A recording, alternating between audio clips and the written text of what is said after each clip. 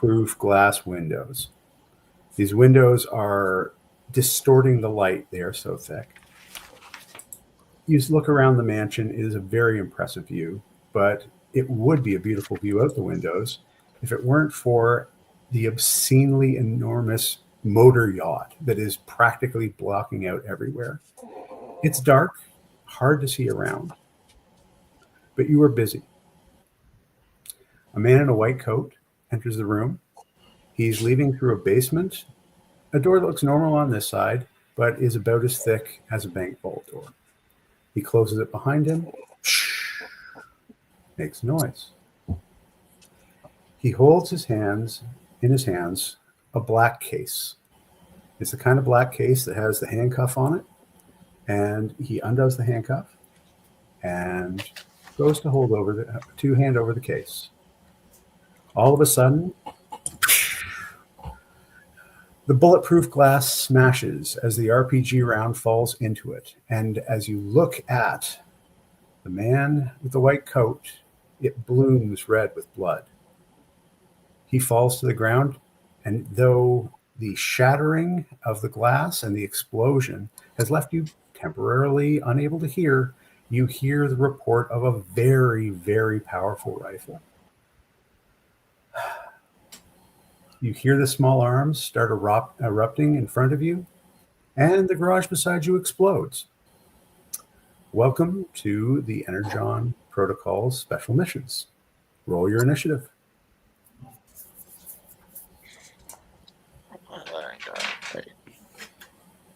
And this is just for who's going in. Well, foist. This is Well, hey, I can see your dice. That's fantastic. They come up in a little corner of the thing. So yes, we're going to do. So as you're doing that, I'll do the intro, and then we're going to go into 24 hours earlier. For everyone at home, welcome to the Energon Protocols Special Missions. This is a series of one-shot campaigns that explore the world co-created by Skybound Entertainment and Eric Smith in the Energon Protocols RPG series on the Headcast Network. We're using Essence 20, the G.I. Joe RPG system, to tell the stories behind the story. I'm Charles Cushman.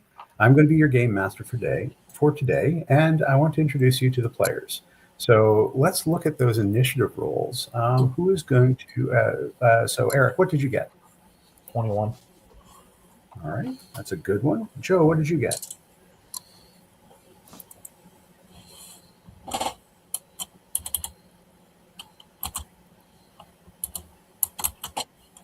Joe, I missed that. 11, there you go. David, what did you get? 8. All right. Jamal, what'd you get? I got an 11 as well. All right. Aaron, what did you get? You are on mute, Aaron. Sorry, my dog was moving around. I was trying to be quiet. I thought Merle was going to suck. I got a 12. Excellent. Not as bad as I thought. All right. So we're going to start with Eric. Please tell us your name and a little bit about Riptide. Riptide is a Navy rescue swimmer, which is one of the hardest jobs in the world, hardest to qualify for, hardest to stay certified for. He's been in the Navy for 5 years, and he barely passes his psych eval to remain on the G.I. Joe team every year, because he's actually a bit of a conspiracy theorist. He has his own Facebook group dedicated to the moon not being real, and is convinced that if you read a book, you can breathe in the water, but Navy regulations require him to take an air tank with him, so he has never successfully attempted that. He's from Georgia, so I'm going to attempt a really bad Southern accent. And that's about it. Fantastic. So we're going to jump to Aaron. Please introduce yourself as kind of our host here, and Also, tell us a bit about Arrow. So, my name's Aaron Moss, the host of the G.I. Joe Road Market Headcast. I am playing Arrow. I'm a Navy infantryman that focuses on the mechanized pilot and armor and things like that. I've been in the Navy for too long, 10 years, not as long as some, but long enough to realize that, there's a lot of crap out in the world. Again, I specialize in driving, especially airboats, and I highly disagree with my companion's thoughts on reading and reading underwater. Again, spending a lot of time in the water, I realize that no, he is full of crap. But you know what? As long as it doesn't hurt anybody, we'll let him. Borrow the book. What's that? I'll let you borrow the book. Okay, I think he's full of crap, but as long as it doesn't hurt anybody, we're all good. Joe, you want to talk to us about who you are and who Hang 10 is?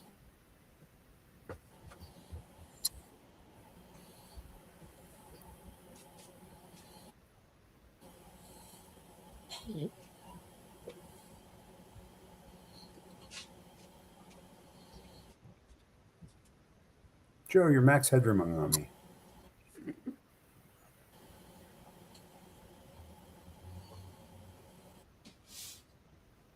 Can you hear Joe? Oh. Yeah, I got some What? technical difficulties. Thought we had it all worked out. Joe's playing a silent character. That must be Stealth's older brother.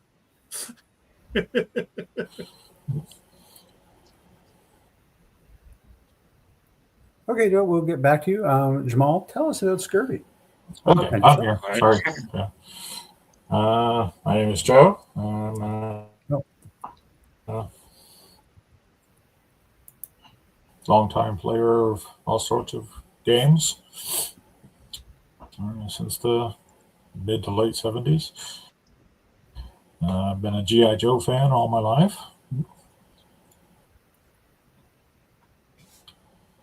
Duty. Yeah, his dad was a Navy guy, and so when Hank 10 got old enough, he joined the Navy. And he specializes in heavy ordnance. So he really likes to have things that go bang. All right. Jamal, tell us about scurvy. All And right. yourself. A little quick about myself. Hey, Jamal, long-time performer, professional stuntman, GMing since 2014. Been a fan of G.I. Joe since I was a little kid. I'm a military brat. Dad's Air Force, mom's Navy. They met in Okinawa. Then they had me. Then for scurvy, just read this little blurb right here. Well, before I read the blurb, scurvy is a drill sergeant officer from the Army. As a child, scurvy was kicked out of simple school for being rough with the other students. It wasn't until his parents sent him to military school where he truly found his place. He funneled his inherent aggression into physical performance and excelled. Whether he's the most badass soldier in the room or not, he needs you to believe that he's tougher than everyone else. Imagine Idris Elba. He's playing an American role with long black coat, sleeveless black coat, shirtless, cargo pants, a halberd with a rocket, not a rocket launcher, a grenade launcher attached to it, and a full beard with a cigar akin to Blackbeard when he has his beard on fire. Very scary man. Very scary man. All right. Last and certainly not least, Dave, do you want to tell us about Highliner? Yes, I won't go into my resume because it's a spiderweb one and we don't have all night. Uh, I will also read a little blurb that I prepared for Highliner. So his real name is Davy Saulnier. He was born at sea, just off the coast of Saulnierville in Nova Scotia, along St. Mary's Bay. His father, Albert, was a seasoned fisherman, sorry, and his mother, who was also giving a hand while pregnant, was unable to get back to shore when labor started because of a sudden storm. So, thus, Davy was born on the fishing boat at sea. He spent most of his childhood around fishermen, learning the trade and working in the industry for a number of years.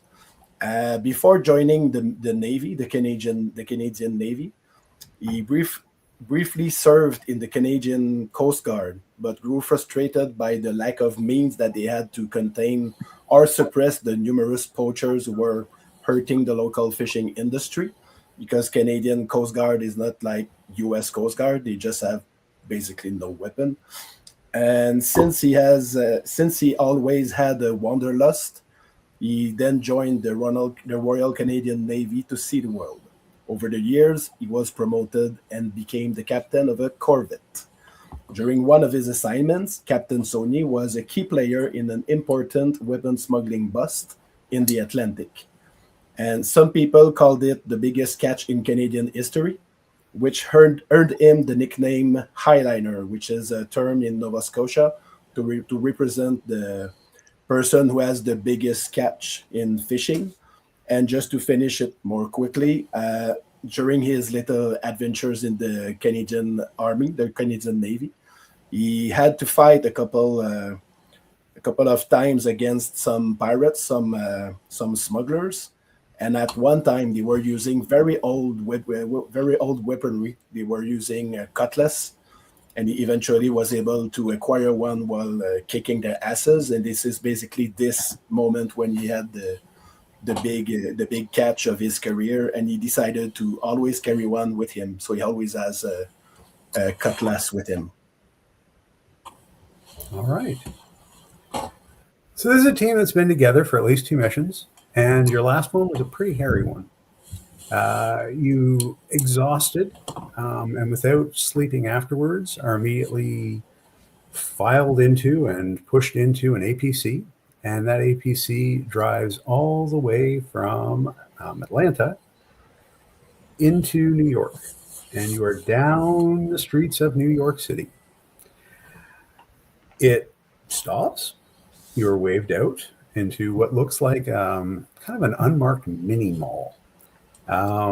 As you get out of your APC, you are a man in a diving suit, a captain of a ship, a diver, and a pirate-looking guy with a halberd, and a regular soldier with a big machine gun. A couple of side eyes you get, but it's New York City. Some things happen like this. There's one additional member, though, of your team. And Riptide, do you want to tell us a bit about him? Well, the Riptide is a Beastmaster Ranger, my role in focus. I didn't mention that before. My apologies. His pet is he tells everyone that it is a baby giant octopus. He's about 12 feet long. He answers to the name Cthulhu. And I transport him around in a big, like one of those army duffel bags that is insulated and waterproofed. So he has water in there and enough of an air supply to get us around in the APCs and whatnot. But he's my buddy. All right. As you kind of make your way out into the mini mall, door opens, and an older gentleman who is wearing his army greens, but they are absolutely immaculate. Every crease creased, every fold, and his tie done right up to the top. Come on in, guys.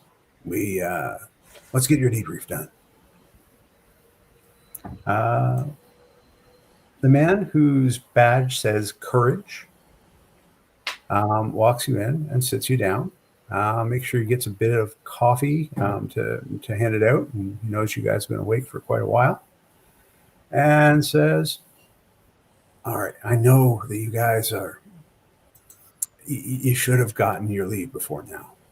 But I got a special thing for you once we get the briefing done. But at the moment, we need to do this. So just close off the paperwork so you guys can do what you need to do.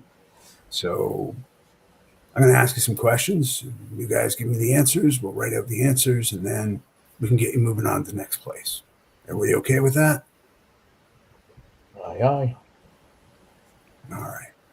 So, Choice. well, I mean, you always have a choice. You could take a nap first, or there's a Waffle House across the street. You can go there. I wouldn't advise it though. I mean, you're well armed enough to go into a Waffle House, but I don't know if I'd send you there personally. So you Riptide, nice squid, octopus, squid. Okay, He doesn't bite. Don't worry. that's not really what I was worried about. But all right, tell me, what was your last mission? Well, I was practicing my drills. I'm a rescue swimmer by trade. I'm sure y'all know that. I forgot I was supposed to be in a southern accent, but practicing my drills off the coast of Los Angeles, one of the private beaches down there that we use for training, and accidentally found a duffel bag full of drugs. I was kidnapped by a couple of guys in one of those bullet speedboats, and they took me down to Mexico. I was down there for a couple days until I figured out how to get away. I got back to the beach, managed to hotwire one of the speedboats, and was about to get away, but they shot it up. They apparently don't like being stolen from. Who would have thought? And Cthulhu happened to save me. He's always following me around. He got one of the lifeboats sunk, and after some fisticuffs, I don't mean to brag, I do all right. We got away in a rescue raft. Thank you, Riptide. Arrow, can you tell me what when the rest of the team got together to come and rescue him? How did you know where he was going to be, and how did you guys think you were going to find him and rescue him? Because I know you did. He's right here. Are we sure it's him? No, I'm joking. He's the conspiracy guy. It's him. That's what we do. That's our whole thing, is to finding what needs to be found and rescuing it. I was able to drive the boat down there, and we saw him in that, where the hell that pet of his is, finding a bunch of bad guys. We swooped in, and he is not going to admit this, but we did throw a little back up there to help bail his ass.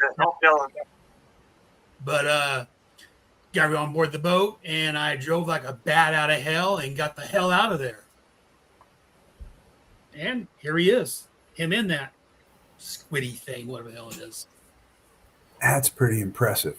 So, Hang Ten, was there any resistance? Did they come after you at all?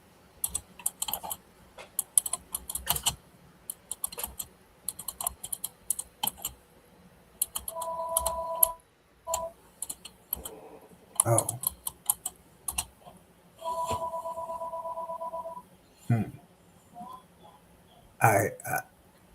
I'm sorry. I forgot that you don't talk. This is very awkward. Can you make some hand signals? Show us what it was. No. Maybe Scurvy. Can you tell me about how you escaped? All right, listen. All right, cool. All right. Scurvy adjusts his hat and says, "Look, all right. First off, Hank 10 doesn't really talk that much. He speaks more with his guns. All right, cool. Got it. All right. End the story with that one. Well, we escaped. Well, we didn't escape anything. We don't escape. That's not in our lexicon. All right. We just go to average to an advantageous position away from the enemy. All right, just so they would go back and kick their asses again. But with Riptide getting kidnapped, of course he does. I'm surprised his kidneys left. Um, found him over off the coast of Mexico to take out a bunch of cartel guys. Arrow was there driving one of those speedboats. As Scurvy was on top in front of the boat as a badass, like I am, leading the charge, shooting. Everybody's getting riddled with bullets. I just managed to um, our our fellow Joe, because no Joe left behind, no matter how crazy they are. And we found an advantageous position away from the enemy, so that we can regroup and hit them back again. Like I said, we didn't escape anything. Okay, got that? I'm sure you left on your own terms. I'm just going to ask. Damn right we did. You're very impressive. Highliner, as the commander of mission, can you tell me how satisfied you are, and did you meet your mission objectives? Well, if I may, when I first met with Scurvy, I thought he was acting like a fart in the wind, and thought that maybe it was just a tongue swagger. I mean, like big words and not doing much, but he does put his money where it needs to be. He does the job, and so did the others. There's a lot of goddamn money too, I tell you that. I know. You already talked enough. Take a break. So I have to keep him in check, of course. But I mean, on the battlefield, I can be next to him or anyone in this team. Everyone worked perfectly on this mission.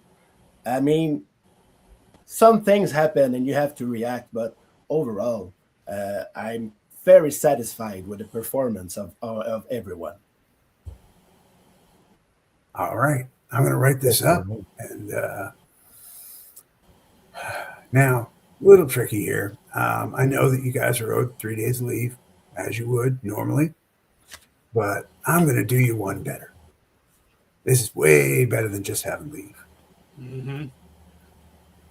What we're going to do instead is you're going to get some rack time, as you deserve it. And I got a mission for you that's so easy, it might as well be a vacation. In fact, it may be better than any vacation you could afford right now. So our friends over at the AIII have asked us for a favor. They've recovered some sort of high technology artifact that they need to get back and sent to a black site. It's in Queens. It needs to go to LaGuardia. And they're going to fly it out under the radar. So it can't go through check-in or anything like that. They have to use the special back entrance. Now, they're going to move this thing by water. From a mansion in Queens all the way to the end of a giant pier at the end of LaGuardia Airport. And apparently that's some special facility that I didn't really know about, but I guess it's right there out in plain sight and nobody sees it. Well,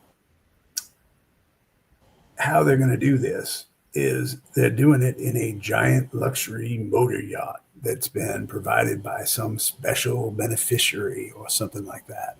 Somebody with a lot of money. And so I think it ought to be a good time because at 5 a.m. in the morning, they're sending a limousine for you, a real limousine. And you're going to get in it and you're going to be taken to Queens to a beautiful mansion. And then you sit alongside these people who are just taking a suitcase from one place to another.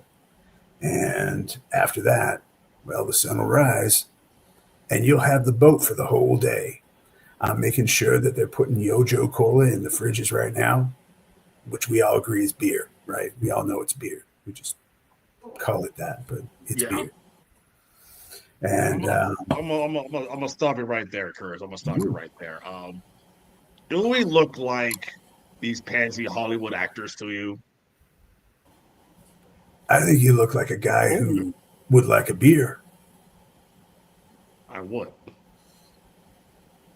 Maybe some good ass beer at that. Well, this is apparently a billionaire of some kind of ship, so I'm thinking that it'd probably be the best beer you ever drank. Yeah, we'll see about that. All right, so the AIII, you're going to meet an agent at this Black Rock Manor, and all right, don't laugh, but his name is Classified. Now, I don't know if that's his name or if I'm just not allowed to know it, but apparently look for a black suit and black glasses, and that'll be your guy. Sounds like a goddamn nerd. Well, I saw a picture of him, and I certainly would. That is not a word that I would use for him, but we can see. I don't really know who he is, but you have to make the drop off to a guy named Grady, and he's part of the AIII. And you again get to use the yacht for the rest of the day, and we've done a favor for somebody important. Now, if you don't know what the AIII is, you're not alone. The American Intelligence and Information Institute is a cover organization for agencies so heavily classified that I'm not sure it even has a real name. You've heard of Area 51, that's them. Heard of Area 52, also them. They're known as the Men in Black, which, sounds a little bit exclusionary. I'm sure they have women working there too, but whatever. And just a side note, this Grady, he's a serious dude. He knows a lot of people. And this request was not exactly a request. They said they had a water mission. I knew the right guys for it. That's why you ended up here. So this is traveling from Queens to LaGuardia. You are on domestic U.S. soil. You're in a populated area. Try not to blow anything up. And with that, he sets you over to some racks. They're, in the back of what used to be probably a convenience store, but they've just been set up. There's a shower in the back. All of you get cleaned off and ready to go. And you're able to get some rack time. Wake up first thing in dark 30 and look out the door. And there is a beautiful limousine. Limousines are not super common on the streets of New York, but this particular one is a long stretch limousine. It appears to have been set up so that Cthulhu could stretch out if he wanted to down the whole length of it. What type of equipment are you bringing with you as you get into the limousine? So I'm going to start out with following the initiative. We're going to start out with Riptide. Yep. I have Cthulhu, of course, in fresh seawater. I have a shark stun baton, which is essentially a big combat knife with an electrified and stun enhancements on it. I also have a spear gun, which I'm kind of using like an assault rifle, but it's got the reload enhancement. And also electrical. Just all of this is to get rid of sharks. And usual concussion grenades and diving knife.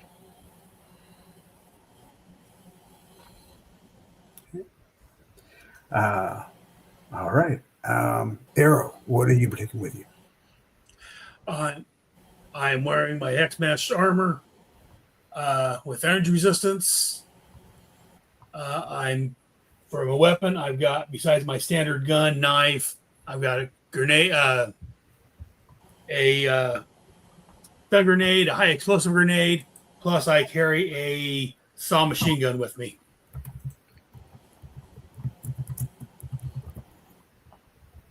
Okay.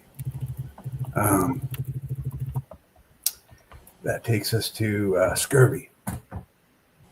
Scurvy, what are you taking with you? Scrap your equipment. All right. So, Scurvy. Scurvy has again got a halberd with a grenade launcher attached to it. You guys may be asking, how does Scurvy get this grenade launcher? Oh, halberd with a grenade launcher attached to it. Well, one day, while I was on the USS Flag, he went over to High Tech and pretty much asked them, "Hey, I need a special weapon for me." And High Tech's like, I don't know." And then Scurvy takes out a pretty decent sized notebook, places on there, and he says, "Are you sure?" As High Tech looks at it, it's like, very, very, very nervous. And then the camera cuts out. And you can just hear him say, "Oh God, stop! No, no, no, make it stop, please! No, no, okay, I'll give you the relay launcher with the halberd. Okay, just stop it." And that's how he got that special weapon there. Along with that, he has a impulse armor with the terrifying upgrade on it. So this one is like, extra black. The sleeves are like more torn with spikes and whatnot. His drill sergeant Nats has a much more darker motif. No sunglasses. He likes to poke folks in his eyes when he likes to be scary and whatnot. And 4 concussion grenades. Oh yeah, and scuba gear. Because he can't swim. He can swim, just not that good, but yeah. Okay. Highliner, what are you taking with you? Swimming is not a problem for Highliner. He's going to bring with him just a pistol, a very normal pistol with a laser sight and a silencer, because sometimes you need to be a little bit less conspicuous. He has a very standard rifle, 1 concussion grenade, 2 concussion grenades, sorry. But he also has with him, I mentioned a cutlass before. It's basically a cutlass. You would expect it to be much longer. So when you take a closer look, it almost looks like it's a close combat blade, really. But for some people who saw him fencing with that, you figure that it's a good thing for the enemy that it's not longer, because it could be devastating. But since he has a very defensive way of fighting, it's far enough for him. It's already very efficient with that. And as for armor, he has a ballistic armor with the silent upgrade. Excellent. Okay. So the limousine meanders its way out into Queens, and you get into the part of Queens out by the water where it stops being kind of the New York you would see in movies, and this is the New York that nobody ever gets to see. It is the very wealthy part of New York. It is actually quite beautiful. Everything is quite well manicured, and you are heading up through a locked gate to another locked gate to another locked gate before you go through a winding driveway up to what appears to be a beautiful manor house. At one point, very, very old. So you can see the elements of the old place, but it has now been highly, highly updated, and new technologies have been incorporated both into its security and everything else you can see. And so I'm going to ask Aaron if you could open up Owlbear Rodeo so that we might take a look at what it is that you folks are looking at. As this is happening, they're also they're in a drive there. I'm pretty sure the drive is how long is the drive? You've got about 45 minutes from the place where you were to the place that you're going. Not many people on the road at this time of day. All right. Scurvy is going to do his extra rough training. Level 3 outside of combat, I can have each of my teammates attempt a difficulty 15 skill test. On the success, they secure confidence in their skills and gain an edge the next time they do that skill test. On a failure, they still learn something through my training and gain an upshift next time they do that skill test. I decide which skills they're training, and it can choose different skills for each teammate. Blah blah blah. Each teammate can only attempt one extra rough skill test per mission. And Scurvy is going to look and says, "All right, we're going into going to deal in with some apparently very high rollers, and I really don't know what the hell to expect. Help in order to at least help ourselves get a little bit more prepared. I'm gonna do a little bit of training session, if you guys don't mind. This limousine is big enough, way big enough here. Especially for you, Cthulhu. Keep on doing great. Gives him a thumbs up. Arrow. Thumbs up. Arrow. Yo. Look at you and says, "You're already pretty good at driving, but I haven't seen you shoot that well, so I need you to practice some shooting drills during this ride. Got it? Can do." The driver goes, "Don't worry about it. You're fine. Keep driving." Okay. Riptide. Push the button and roll the window up. The little partition goes up. Yeah. Smart. Riptide. Let's see. You seem to be our resident conspiracy theorist. Do you know much about science? I think it looks like you know a little bit about science. Do you? I know everything. You know everything? All right, I need you to prove it. I need you, all right, to give me a 5-page essay on the various algae and bacteria that lives in the Mississippi River. Which part of the Mississippi? All of it. That's going to be more than 5 pages just with the appendix. All right, then 20 pages since you're so goddamn good. So Riptide, roll a 20-sided die. 14. And then With a 14, you've already written one. You can just hand it over to him. On my backpack. he looks at it and says, "Give me one moment. Highliner. I need you to write me a speech. A damn good speech. What do you mean? One that can get an Oscar. One that can win an Oscar for best male performance. My speeches are always good.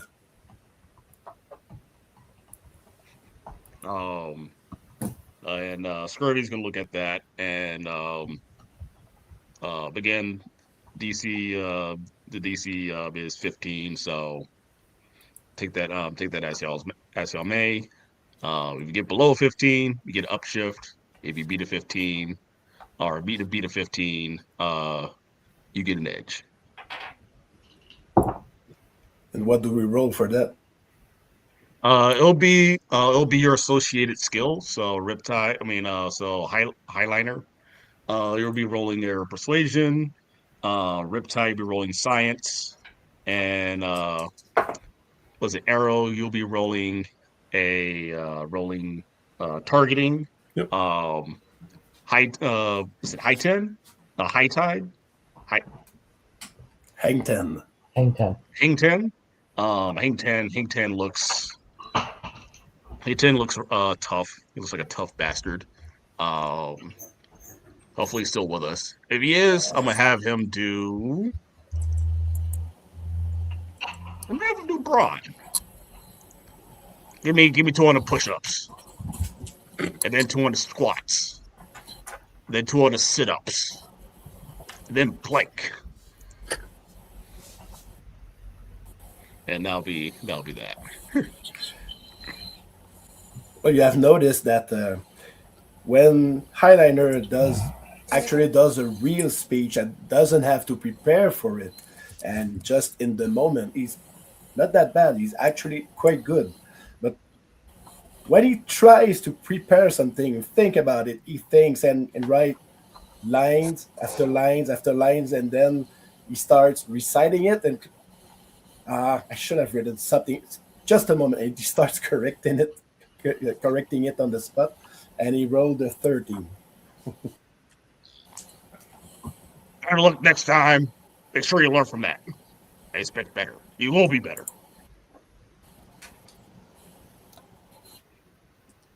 Hang Ten, are you able to roll your what check was it? Athletics? Braun. Brawn. Your brawn check? Braun. Yeah, 2 sets. Okay. You'll be playing rolling your 20 and your D4, I believe. No, maybe not. It's a 13. All right. Respectable, but unfortunately, this is not a good place to try and do all of that kind of calisthenics. You can't do it without, at least one point stepping on the squid. So you just, it's just not worth that. All right. Has everyone rolled their test? Not yet. I haven't. I will roll. I'm going to take aim at something outside and take a shot with my saw gun. And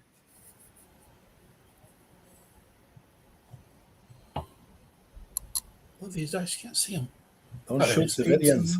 24. All right. With a 24, All you're those able to. You're able to put it right in the middle of the circle on a stop sign, and do not accidentally murder people. So that's a good way to start out the day. Still early. So I believe Riptide and Arrow got an edge on those skill tests. The next time you guys do those, and Highliner and Hang Ten, you guys have an upshift on your next skill test whenever you guys do that skill.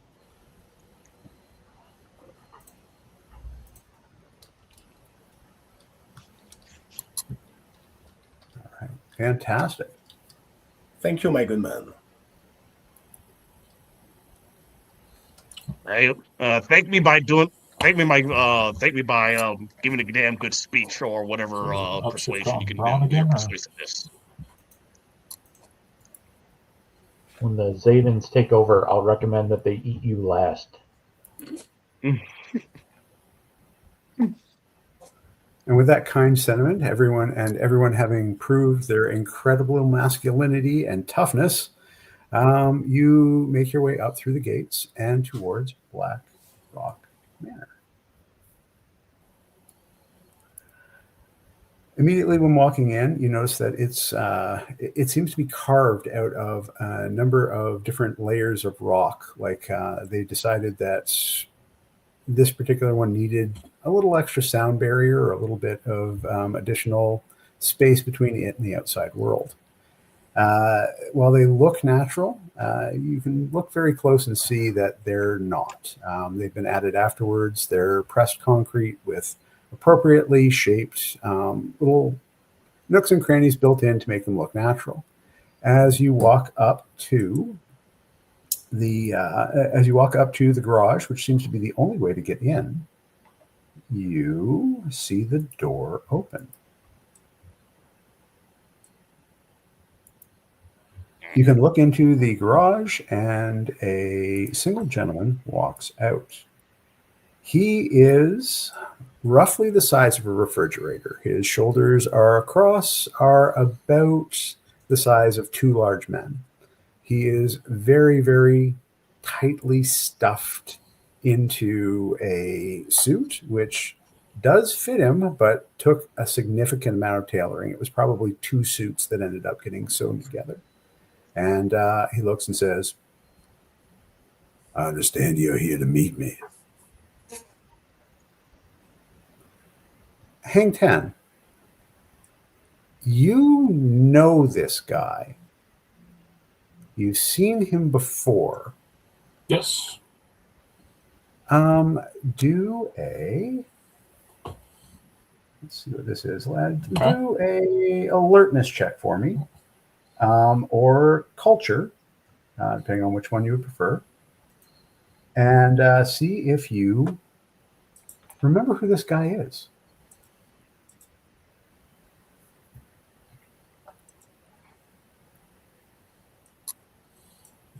That's going to be an alertness? Or On a 17, you Oh. remember this guy's name. Oh, wait, sorry. Who rolled the 17? Oh, yep. Yeah, that's it with the crit. But yeah, go ahead. Continue. Yeah, so Hang Ten, this guy is Cobra. that's a 12 on my alertness roll to see if I can remember. Yeah, his name is Cobra. His name's Cobra, but he's not Cobra. Okay. Is his last name Bubbles? Yes. Ah. All right. Scurvy. Scurvy is going to put his switch hands with his halberd, walk over to Cobra and be like, Cobra, heard tales of you. Named Scurvy. Just right here are the Scalawags. These are here are the Scalawags that has accompanied me with delivering a certain package. Pleasure to meet you. Well, I'm not supposed to use my real name anymore.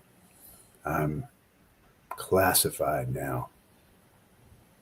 I can't say that I like it, but apparently we all are. All right then. Classified. Was different than what I imagined, but hey, that's what it is. But we've heard that classified, you have a package for us to deliver.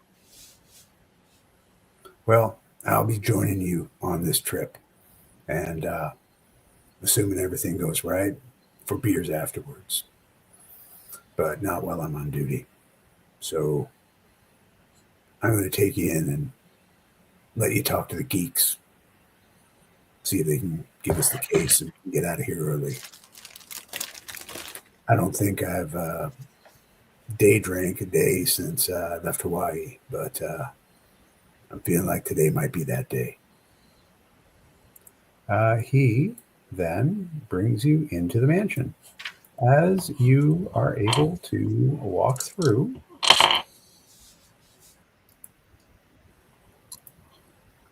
and you can move your characters through if you wish, or I will move them for you if you would prefer.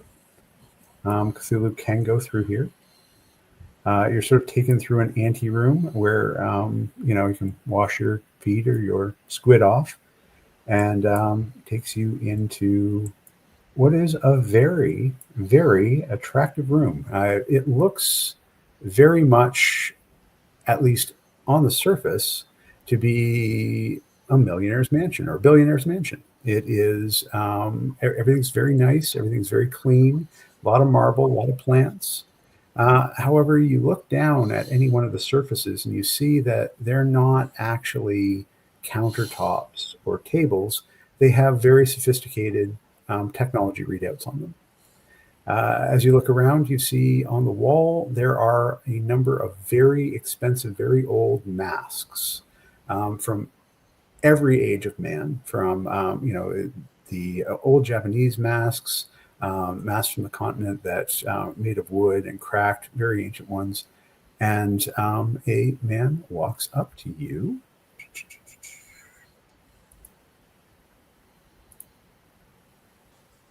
Throws out a hand to you, Highliner. Hi, I'm Matt. I'm going to shake his hand.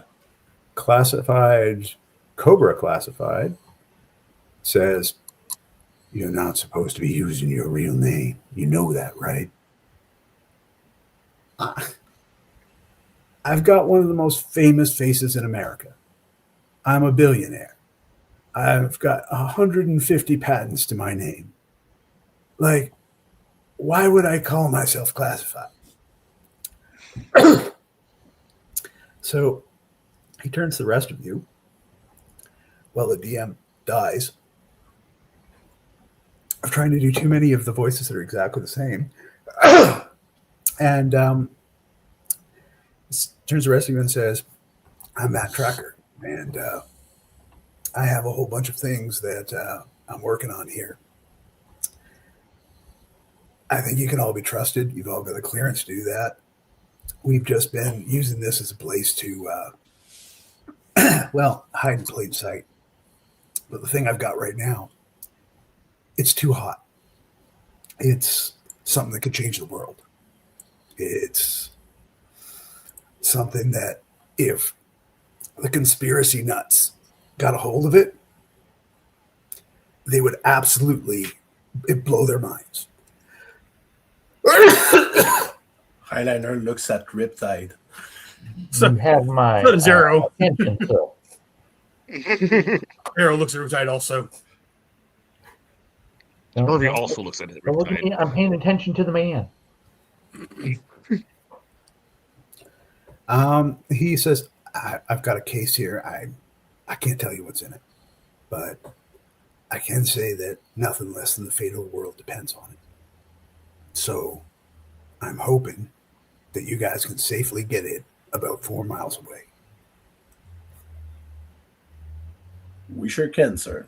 You can leave that with us. It's going to be safe. We have a good team. Please leave it with us. Please.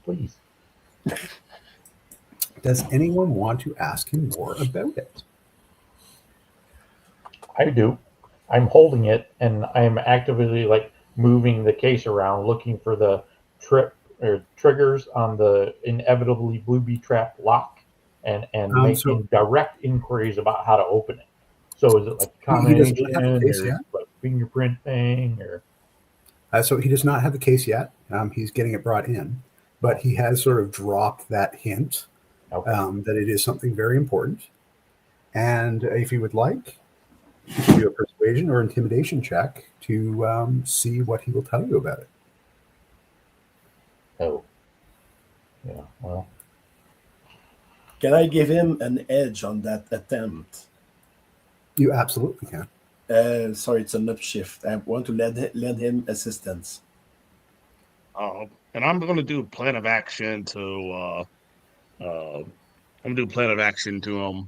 To Todd. It's just like, hey, he's a smart man. You look like a kind of smart man.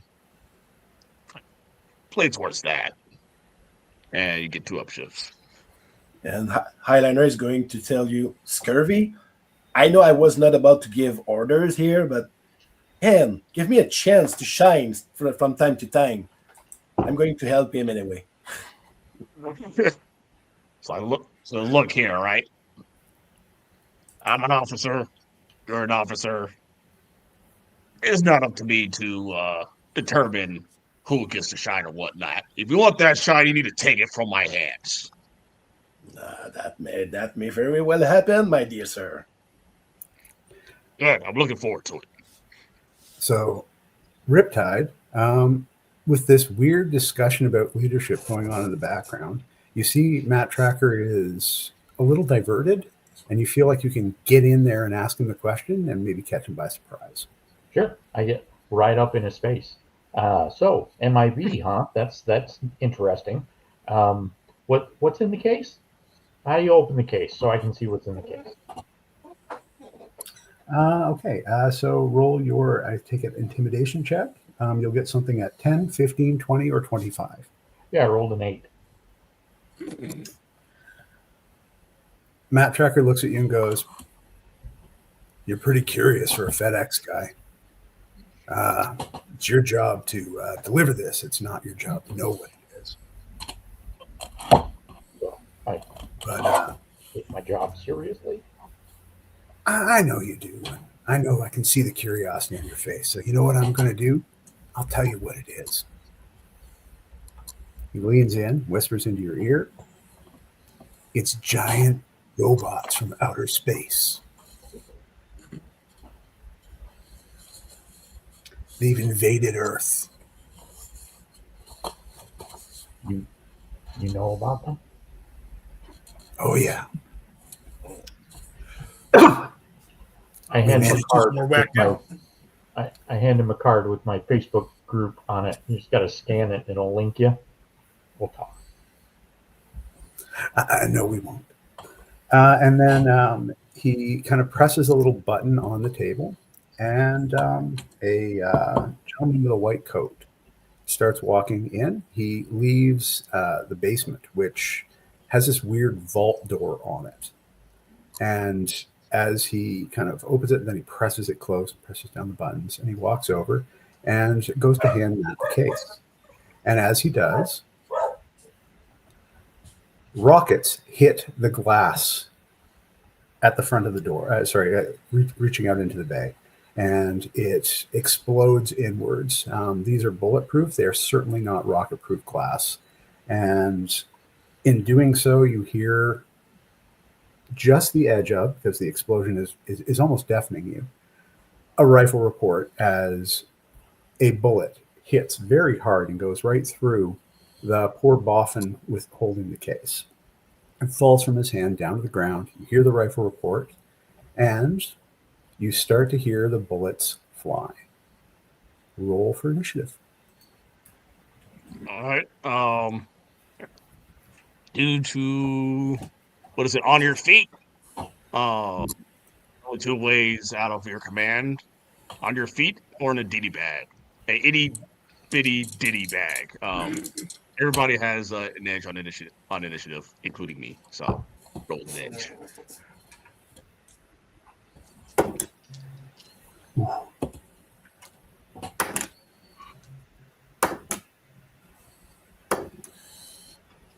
And since we roll initiative, each ally I can see and hear gains a temporary health.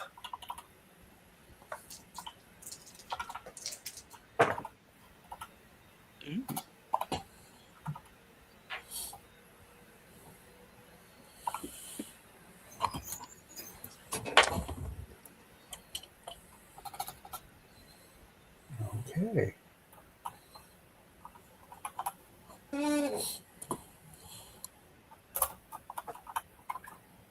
The, All right, so- the temporary health is from Get to Get Tough, and this temporary health will last until the last for the entire scene, or until you take damage. Okay, Riptide, what did you get? What did I get? 15.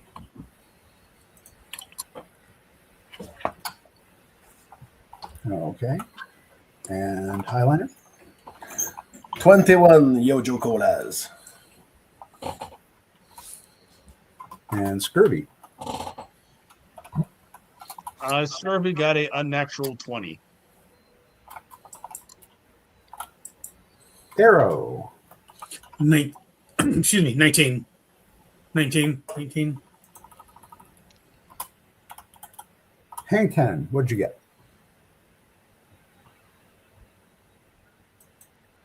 30-20. Wow. It's like you knew what was going to happen and immediately jumped into action.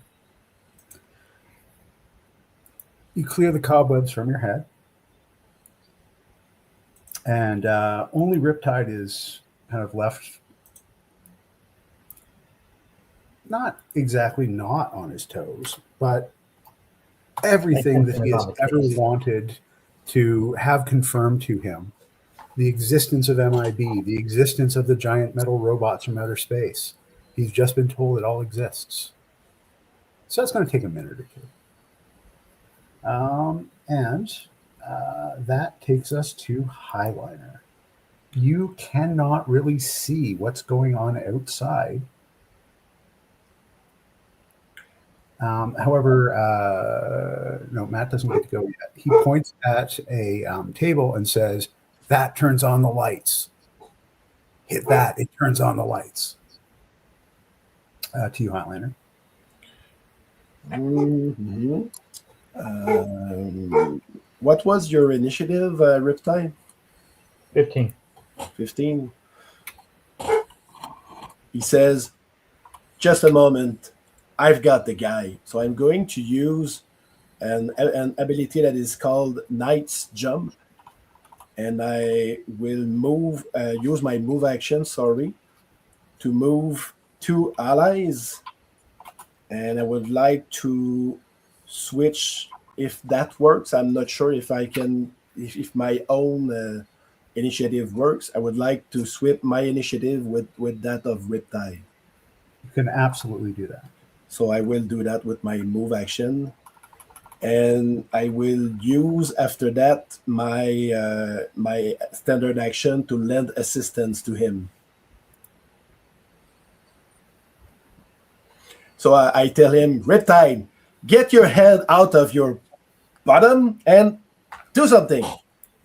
Prove me right.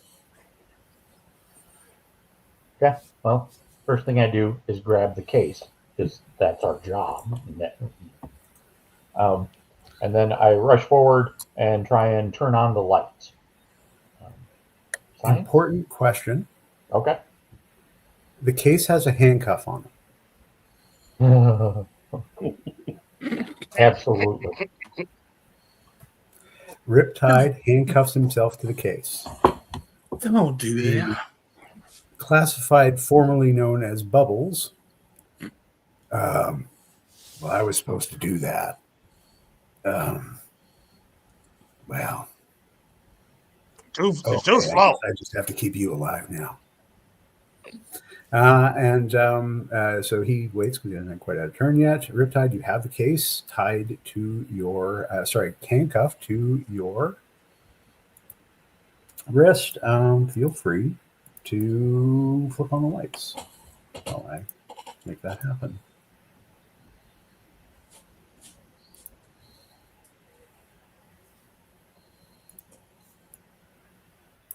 So what you see is, well, a really, really big ship. You see a couple of flashes off to your right that represent. So you can zoom out, please, Aaron, so everyone can kind of see what it is we're looking at.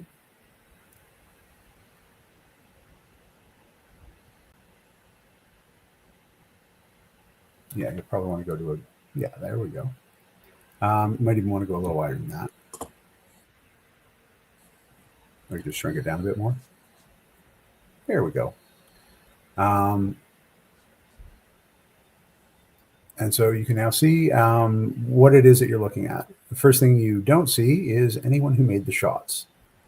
You can do a alertness check just to see if you can find anyone to shoot at.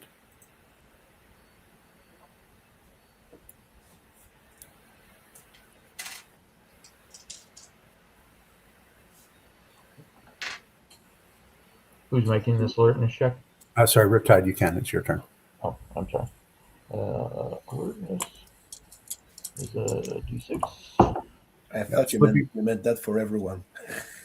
No, flipping it is Riptide's turn, but flipping, you'll each get a chance to see if you can find somebody to shoot on your turn.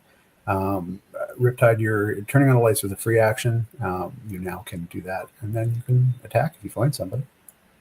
Yeah, I got a 10 on my alertness check. Did you take the upshift that I gave you? Nope. And we had one from Scurvy, I believe. Oh, That one's for his science. That brings me up to 12. Okay. Stumbling out, you see a single man with a submachine gun. He's wearing a helmet. He's wearing a thing over his face. You can't really see what he's doing. He's got some sort of weird red symbol on his chest, but you can't see it because his gun is up and pointed towards you. He's wearing body armor, and he seems to be clumsy because he's tripped over a whole bunch of loose rock that's around. He immediately appears like he's going to try and dive behind the bushes, but for this turn at least, you can see part of him, so you can feel free to take a shot at him. He is in partial cover, so that shot will be at a downshift. Okay. Targeting.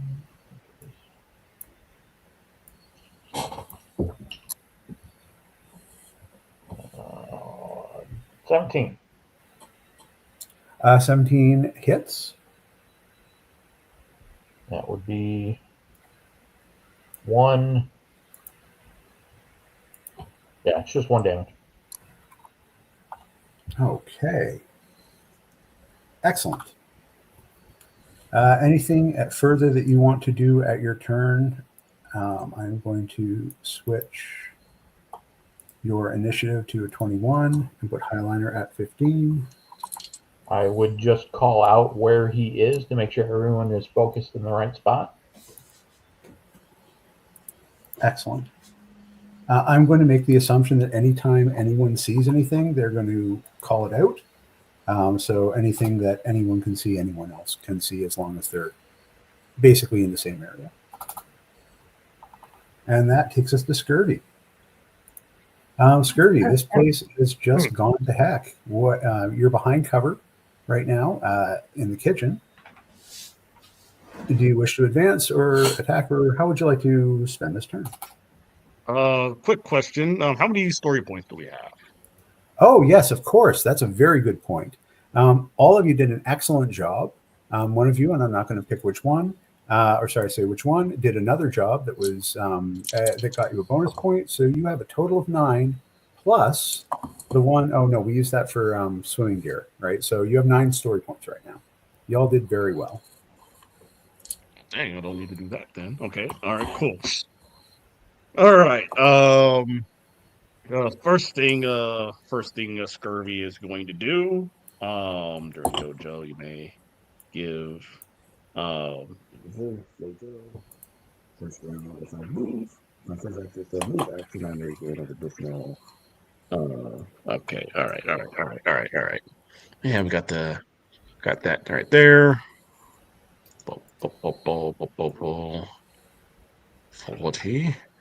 All right, I'm going to Yojo over to this big rock over here, and I'm gonna do a battle commander to give an edge to. I'm gonna give an edge to Hang Ten as he charges out with his lance in hand, kind of do. Okay. So you will, in that space, you will not have cover from the trooper. Hold. And I got 5 free actions, so I'm gonna spend probably about 10 free actions to get over here. And then as an action, I'm going to yell at that Cobra Trooper over there. Going to attempt to intimidate that sorry fellow. So before you do so, would you like to roll a check to roll a alertness check to see if you can spot any others? Well, why not? If it doesn't cost anything, I'll do that. So I'll be rolling that, and I'll be rolling a d4. Boom, boom, boom, and that is an 11. Okay, let's see who sucks at their job. Couple of them. You immediately see Now that you have the right kind of angle to do so, Oh, baby. Oh, baby. a squad of these weird organizational soldiers, one of them has and is currently reloading a RPG. A couple have assault rifles. One's wearing a red mask for whatever that's worth instead of the blue that everyone else is wearing. And there's another one that is wearing complete black head to toe and has an anti-material rifle. This is the BFG 50 caliber scary ass gun that they always use in movies when they want to show you a scary ass gun. Shoots things a mile away. It's pretty close at this point, but you suspect that that is the tools that were used to smash the windows and shoot. Accidentally moved the bazooka trooper. I think he was more up here, I think. Sure. Oh. He's kind of nervous. Oh. He's dancing around there. That's fine. If you can move the bazooka, well, actually, it's right there. I'm gonna move him back. But I'm just gonna make a quick calculation right quick. So he's right there. So it would hit, bam! Oh baby, oh baby. Do you need a zone of what, like a round zone? Yes. I think I How can big do you probably. want it to be? It's a 10-foot radius. 10-foot radius. You may place it anywhere that you wish, but you can get all three of them within that 10-foot radius. Or you can shoot the ones behind them with that 10-foot radius, assuming that you're able to do so. I'll do it. I'll do it right there. Right there. He's going to Scurvy is going to plant his Scurvy's going to plant his halberd on the ground, and he's going to fire his grenade launcher.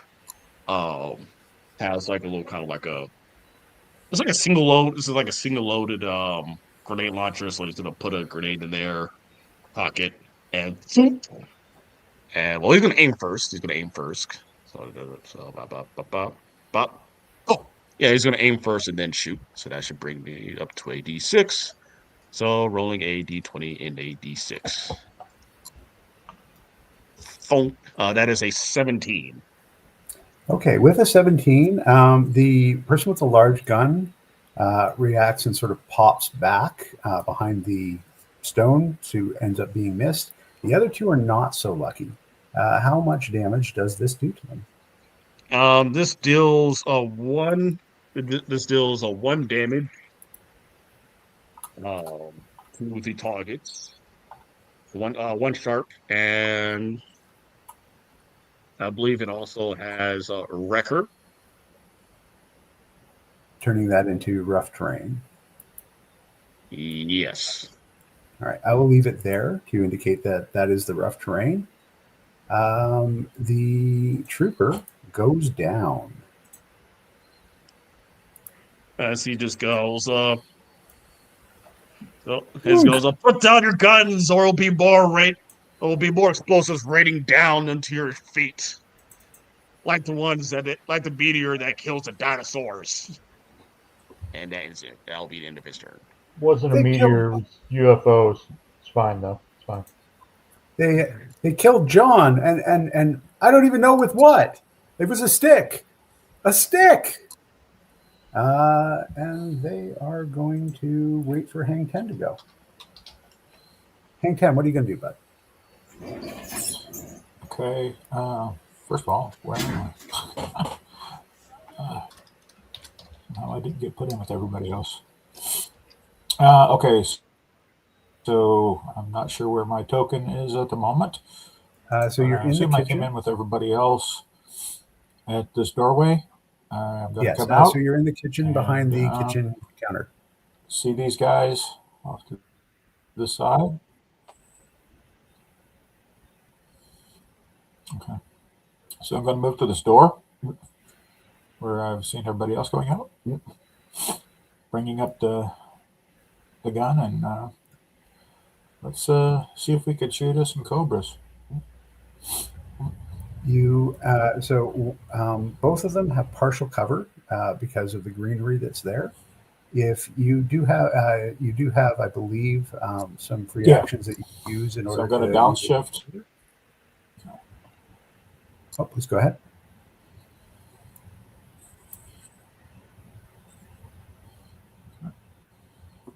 You also have an edge as well, as I gave you Okay. that as a battle commander move. Here we go. Gonna go for the.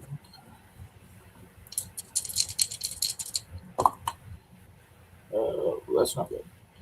And I blow apart any plant or rock that's near them. Okay. Sorry, what did you end up rolling?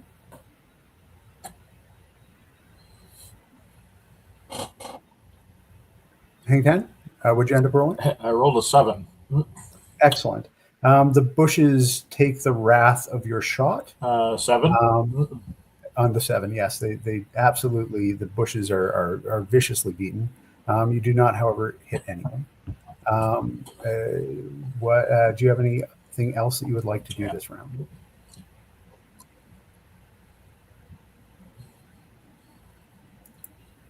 Okay. Actually, I do have extra attack, so I forgot about that. You should So do I'll that try one more too. time. And I'll even give you an upshift because you That's cleared better. away so much bush. That is going to be a 19. Excellent.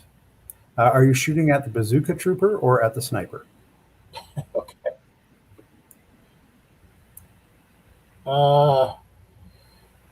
Probably the sniper. Okay. So my Um, roll altogether was a 19 with a 4 on the 4. So you hit. How much damage do you do?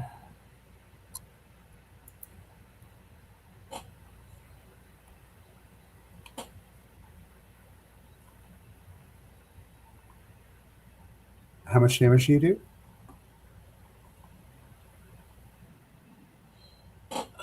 Let's see, is that considered a critical hit? Since I Yes. maxed on the 4? You did get a crit on the 4.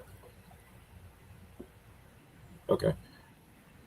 All right, so that is going to be 3 sharp. Oof. Oh.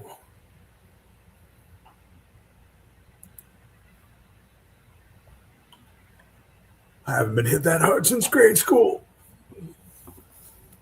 Heads back down behind the rock and goes prone.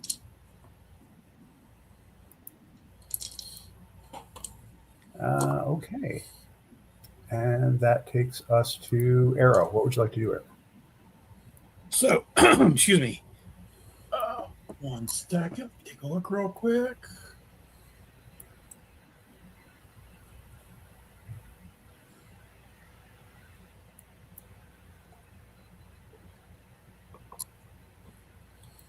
I'm going to Yojo and gain my additional 10 foot of movement. And I'm going to move down to there.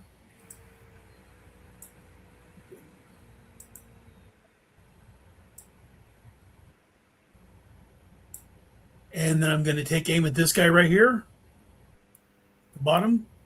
The sniper? Is that the sniper on the bottom next to the rock there? Yep, that is absolutely him. Yep. I'm He's going the to one take with aim the at. sniper. I'm going to take aim at him and take a shot at him with my So submachine you'll gun. be at 2 downshifts due to his cover. Well, wait a minute. No, I think you got it clear. No downshifts. You've got a clear line of sight to where he is. And then I've got that edge I got from Jamal earlier. So he's going to use a story point to add 5 to his defense. 15, Someone doesn't want to get hit. 15, 17. Okay. So you do not hit. Oh. You feel that Plot has intervened on his behalf and prevented you from hitting him. He's also prone, and it's a little harder to hit people who are lying down on the ground. Okay, I'm going to take a second shot. They'll aim at the second shot, same guy. Okay. He cannot use the same thing again, unfortunately. So I got a 22 with a crit on my 6. That hits. And so it does 1 sharp. So what's a crit do? Is that double damage? Double Is that damage. correct? Yep, so it's 2 sharp. Oh! You dodge, I'll get you next time. He's just hanging on to life. And that means a free action to reload. You reload.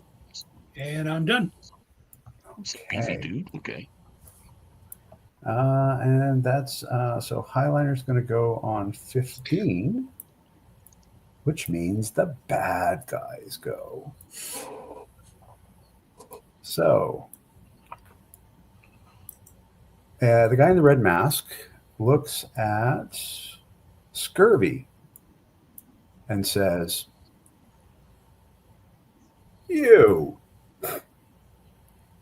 standing back and using a pole to shoot grenades? You can't. Can you not even really fight?" I'm gonna spend a story point add +5 to my defense, and ain't no way you should talking me. Well, let's see how well he shit talks you.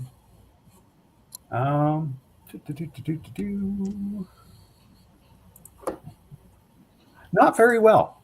Not very well at all. You feel like he was trying to manipulate you into running out from behind your cover, but it didn't work. You also see one of the troopers run down and is applying a med kit to the sniper. The bazooka trooper has reloaded, but he can't fire this round because he reloaded. The trooper is going to take a shot at Arrow and miss terribly. The sniper is going to take a shot at Hang Ten. Let's see the other one. Need the dice. And 6. Okay, that's an 18 and a 7 with a crit on the 6 gives us a 25. Hang 10, are you hit with a 25?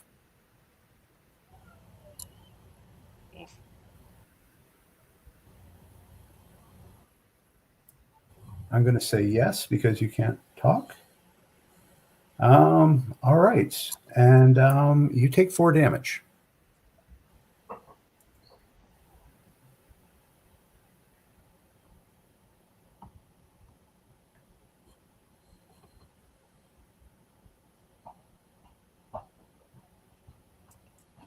Okay.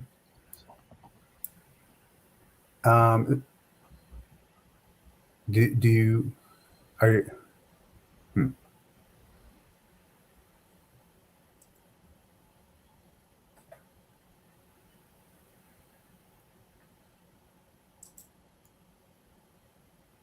Okay. So I'm going to assume that Hang 10 is there. The sniper is going to change and take a shot at Arrow. And roll the dice again. Does not get an edge this time. And does a 12, which will not hit, correct? Correct. He misses. So switching from one target to the other was not something that's really easy to do with a rifle that big. However, the gunfire doesn't seem to be just coming from that direction.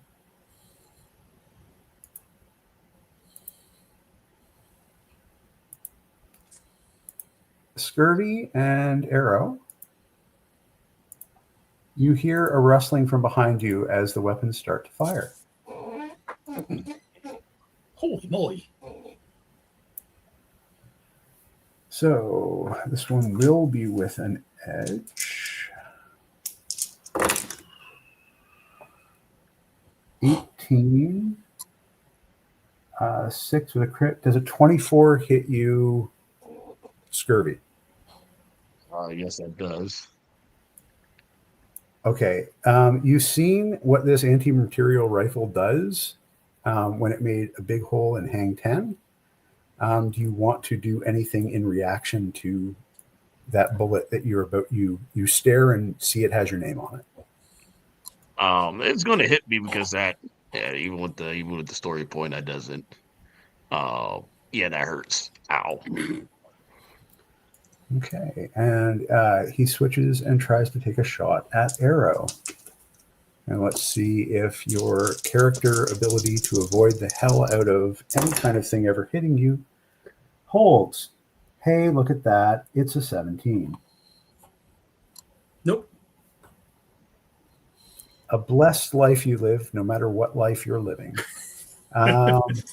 However, the officer says,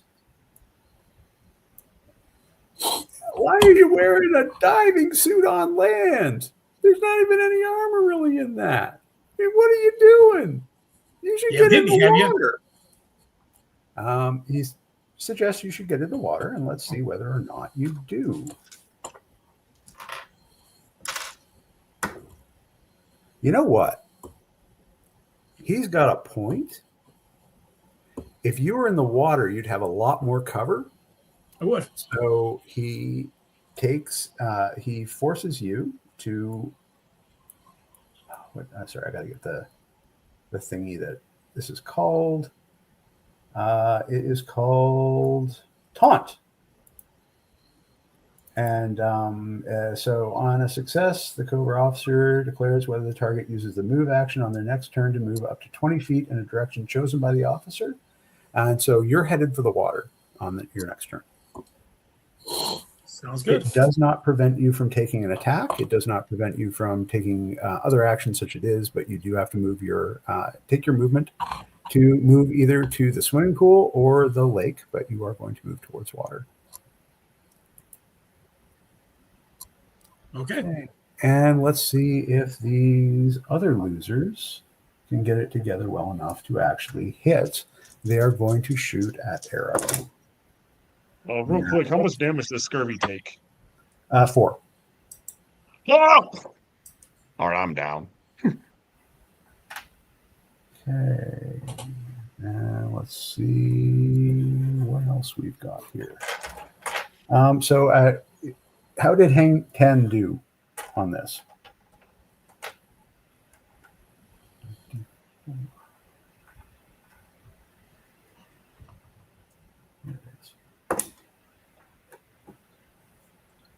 Okay. I'm sorry, what? So how much you took 4 damage? Are you still up and running? Yeah, Okay. I'm at 1 health right now because of the Excellent.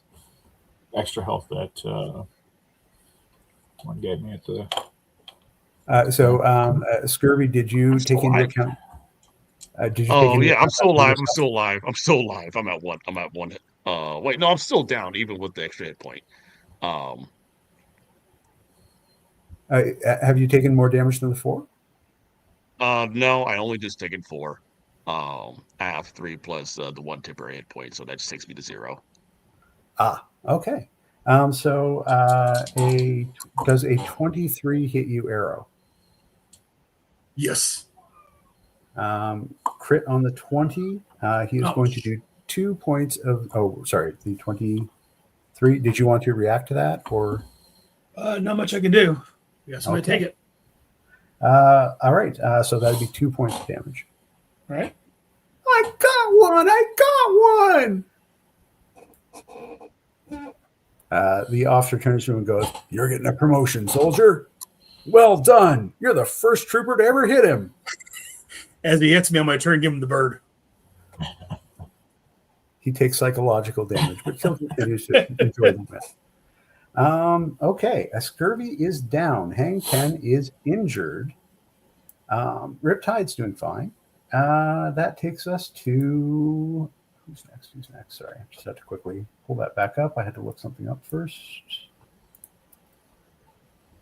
I can do this, I swear. Here it is.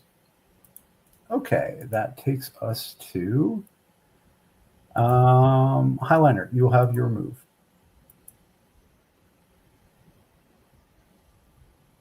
You're on mute, David. Sorry. I was saying probably not. I reread the ability for Knight's Jump and I played that completely wrong. So it says once per turn, as a move action, which I used, you can choose 2 allies to swap places in initiative order. So not myself. And basically, I did use my standard action on Riptide to give him an upshift on his next ability. So I kind of already acted. So I don't know how you want to play it. Maybe a Highliner just rolled the less good initiative of the bunch. Highliner has brilliantly thought out the situation, and so as a result of that, and me not catching it, you may take an action now. That's You'll good. be on action 15 for the rest of the combat, or until you use something that messes with that. But at the moment, yes, you can have your full action. Well, thank you very much for that. If we go, are these? I don't have the here. Sorry, I will remove that. Are these doors automatic? Can we just go through them and don't bother having to unlock them? Notice? No, there hasn't been any alarms. Nothing has gone off at this point. The doors open and close when you walk up to them. However, if some sort of lockdown or something happens, say on Matt's turn, then you'll be in a position where they might all lock in or lock down. They look like the kind of things that in an emergency situation, like just magnetically lock to place. But right now you can get through. Okay. So he's going to say, to, where's Harrow is there? He's going to say to Hang Ten and Harrow to cover everyone, and he's going to call out and say, everyone, we do have to take account that we have a package to protect. We are probably better off leaving on that boat and getting the hell away from this place. There's too many people to fight. So I'm going to try to cover you, do my best, but that's not my strong suit. So he's going to run here. I need a free action for that. Open the door and fire at the bazooka trooper with his rifle. Where did he come from? Go ahead and shoot. Yeah. I hope it's going to be enough. Got a 16 with a crit on the D4. 16 hits. Crit does double damage. So 2 sharp damage to the bazooka trooper. The bazooka trooper falls to the ground and goes, but I didn't even get to shoot it. And leaves his bazooka lying there. The other trooper kind of looks at it, looks at you, and goes, but he is straight up dead. You managed to take your pistol or whichever it was and plug him right in the place where his armor wasn't. So he straight up dies. A little bit intimidated by that. And that takes us to Matt, who is going to give Highliner his move because he's where he needs to be. And you can choose where to go, but you have a full movement. The door in front of you is about to lock. Is about to lock. Yeah, it is about to lock. He goes, "Don't get locked in," and kind of does his officer thing to move you, give you his movement, so you can move up to a full movement to wherever you wish. So I need to get back. That's what he's saying. Yeah. Okay, I'm going to do that.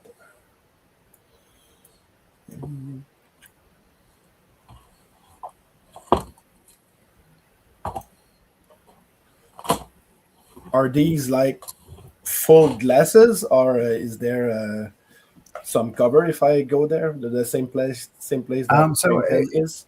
you can like hide behind the chair or something like that. All these objects that are here are actually here. Uh, he also says, "Don't worry about it. That's a good place." And he hits a button, and a force field pops up in the space where the window was.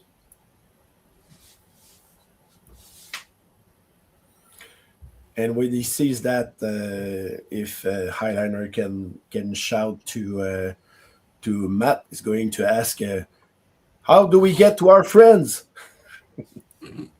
I hadn't figured out that part yet. Okay, I'll be waiting on your input.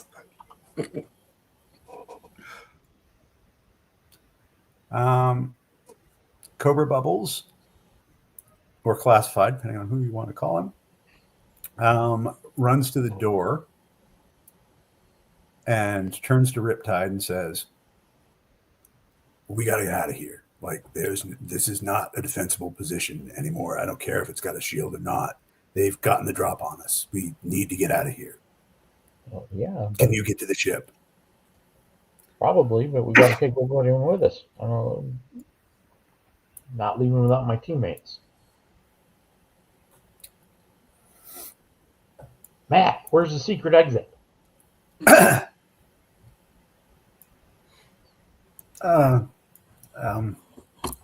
Look, I'm just renting here.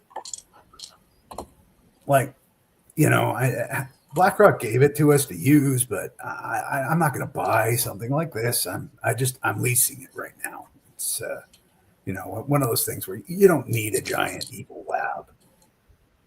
Better just to rent them. Yeah, well, you have a force field. Don't tell me you don't have a secret exit to your boat. Where is it?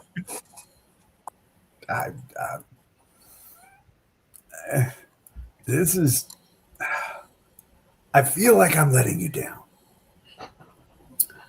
but I don't. I can drop this whenever you want it to, but I can't just make a hole in it or something. You can go at the side entrance. You can go at the back. There's extra entrances. I can open those for you, just individual ones, but I'm not going to say this place is exactly to code. Billionaire you are, not even have a secret exit.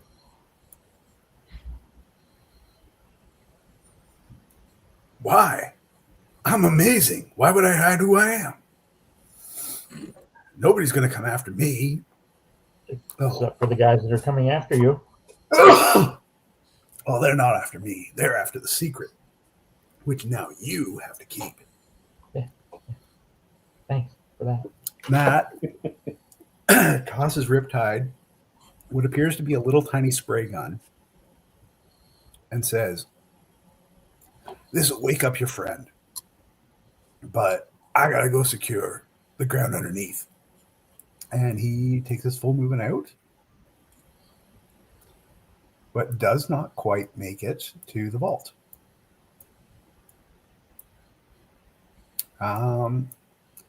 Cobra says, "Leave him." Oh, shit. No, he couldn't do that at all. Sorry. I just cheated. No, he didn't take an action, so he's going to use that to run over there. And he's going to use his free actions to make his way into the vaults. Cobra turns back and says, "Leave him. He's done his part. And getting a billionaire killed isn't going to make the difference here.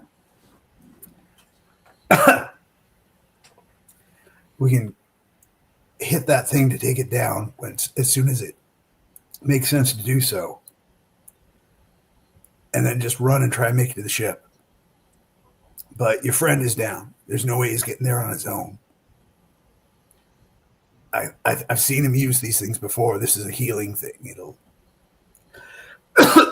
inject him with some kind of, I don't know, steroid, amphetamine. It may just be pure cocaine. I don't know. But it'll get him back up. So how are we going to do this? Because it looks like they've got us on both sides. So Cobra is next to a panel.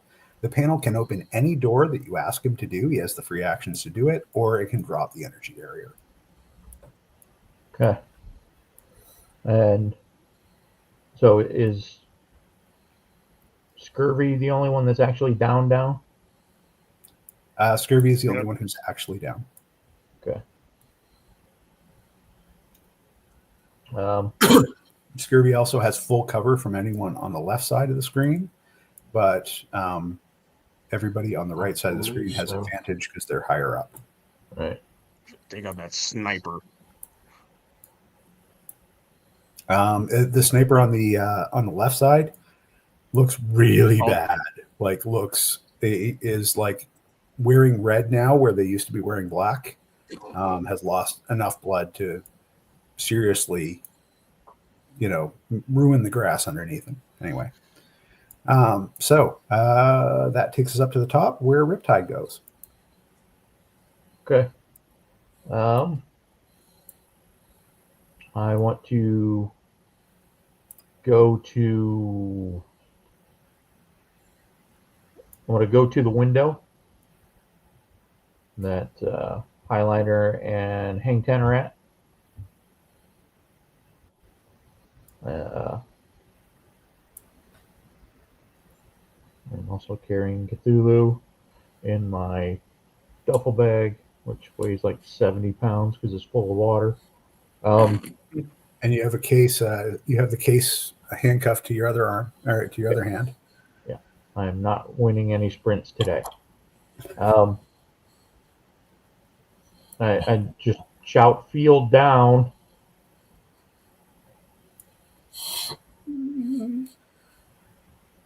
Cobra goes, "Yeah, sure." Yeah,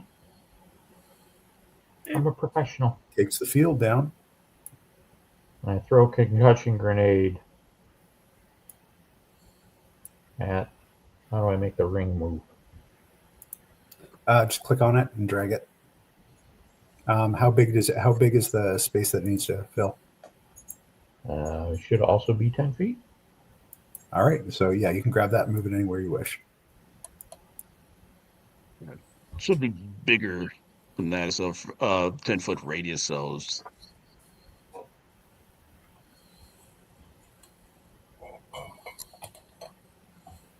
I can put it wherever you want. Do you want to see if you can hit everybody with it? Yeah. So you can get the officer and the trooper, the sniper, or the trooper up there, but you can't get all of them, unfortunately. The trooper and the sniper. You get the officer, trooper, and the sniper if you hit that one. Yep. Okay. All right. And what do you is it targeting or Throwing a grenade is athletics. athletics? Okay. Toss the grenade. Is there any way I can kind of lob it, like with an overhand, kind of water polo kind of thing? You would have to, because despite the fact that a lot of these leaves have been shot through, they're still. You would have to basically toss it up and over, unless you wanted to fully expose yourself and run out further. Nope. But I'm specialized in water sports, so I just pull a water polo move. I'll give that one to you. Thank you. 22.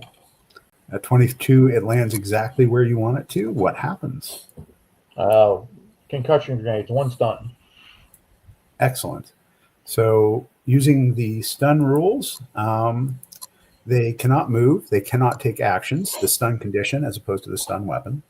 They cannot move. They cannot take actions. And everyone who shoots at them has advantage. Has an edge. Okay. They are unable to move on their turn. Move or shoot on their turn. By Scurvy. What is that? Arrow. Okay. And then how difficult would it be for me to throw the spray thing to Arrow?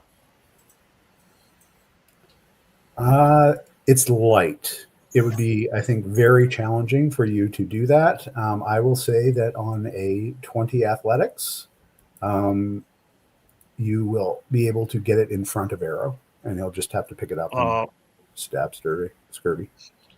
Hold on. Does You're trying to send that over to me. Don't worry about that. I got you. I gotta play it. Don't throw it. does he notice that I'm running away from Scurvy? Oh, You haven't run away from Scurvy. All he heard was, some guy taunting you and saying that a guy in a diving suit should be in the water. okay. Well, if I Never mind. sense through my 7th and 8th ethereal senses that Scurvy has everything under control, being that he's unconscious and not moving, I will not throw the sprayer. I'll yell at Bubbles to put the force field back up. Well, no, keep the force field down because I'm gonna have you move towards me. With a action. With a mobilize. So You're have him do it after pushy you. for an unconscious guy. We got story points. So, if Cobra puts the shield up now, then it stays up for the rest of the turn until it's his turn again. So, Scurvy, Hang Ten, and Arrow all go before the bad guys do. Okay. So, did you want to wait until they've had their turn to have him put it up? Yeah, absolutely. All right, then. That takes us to Scurvy. Scurvy, what you doing while you're lying there bleeding out? I'm going to first spin a story point to act on my turn. As Scurvy is curled on the ground, he's coughing up blood as he uses his halberd to prop himself back up as he is staring daggers at the sucker who sniped him up on the roof. And he wants to be sure that he makes eye contact with him. And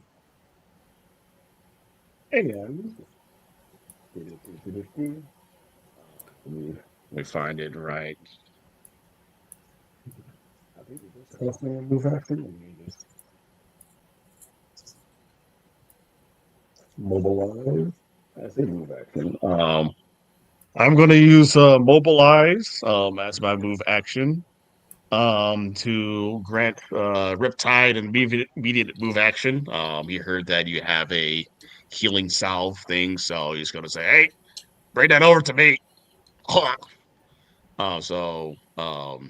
Riptide, we got 30 feet of movement. And if you can, run over to me so I can take that healing thingy and heal myself. You can apply that cocaine sprayer with a free action. Okay. Oh, awesome. So, That's I just want perfect. to understand. You stopped me from throwing it to you, so I could run it to you and expose myself to gunfire. Hey, the guys on the left are stunned, so you can be on the left side of the rock, and also we need to get on the ship.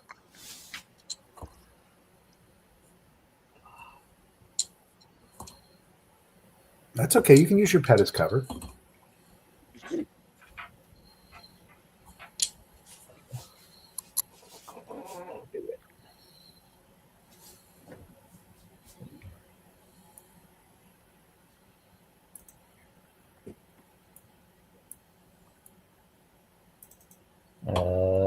I have a speed of 6, so I have 3 free actions, and I blew 1, putting the field down so I can not quite get to him.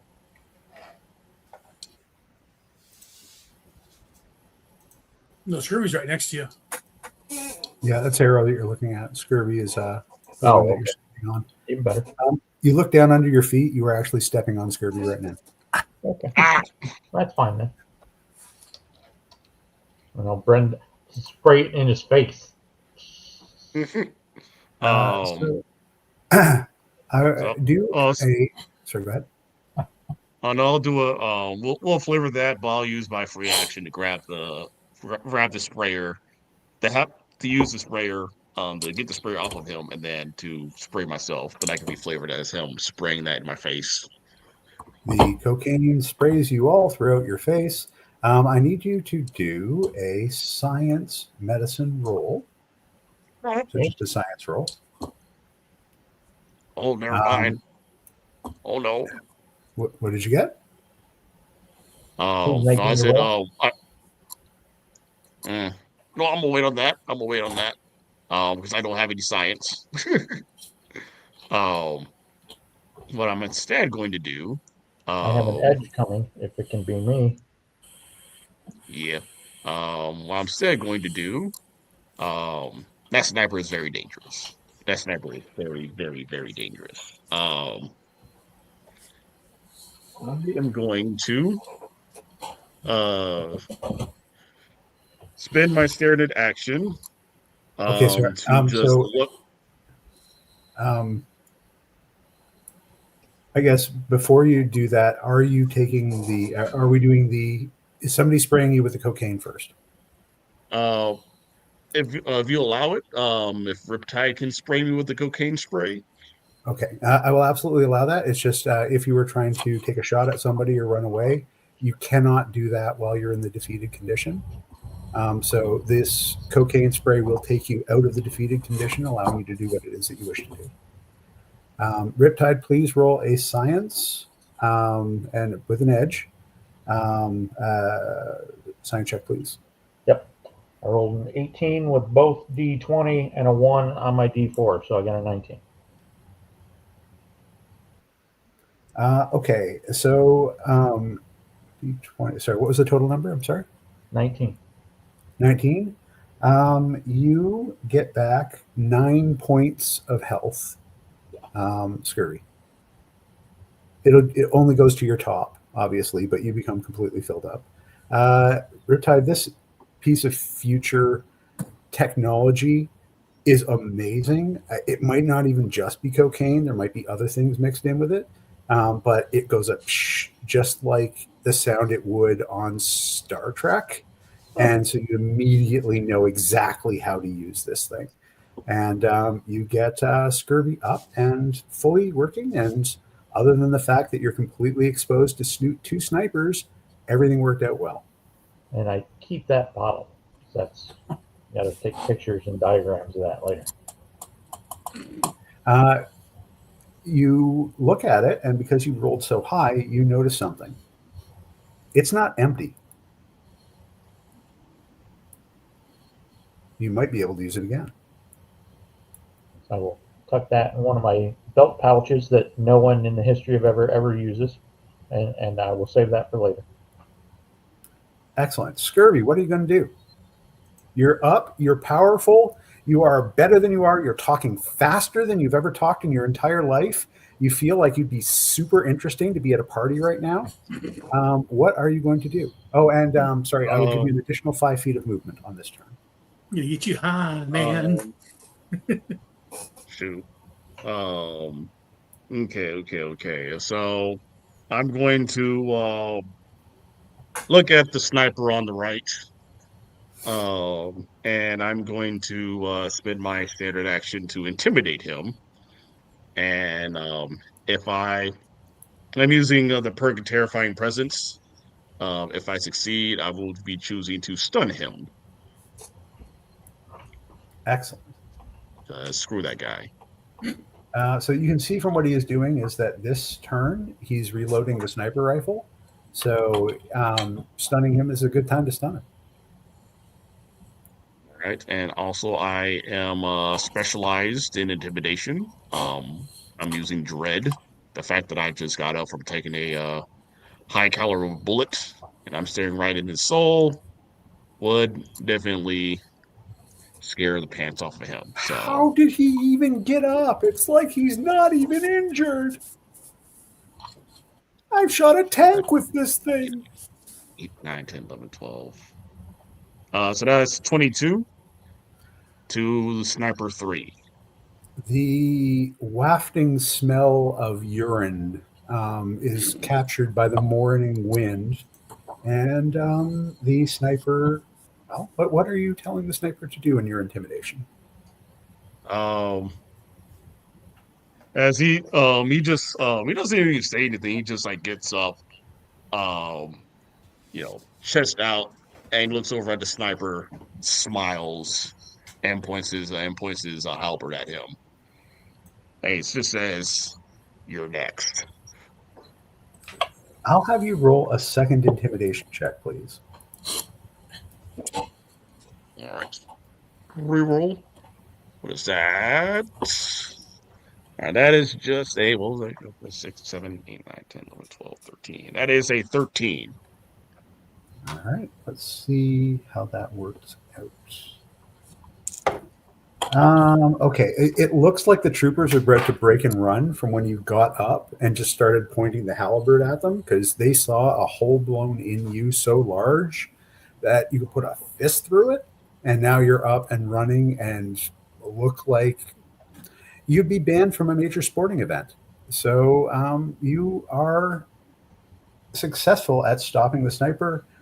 He drops the clip down on the ground. It clatters down to the ground, and he's trying to reach for another one, but can't get a hand on it. Okay, and that anything else that you'd like to do, Scurvy, on your turn?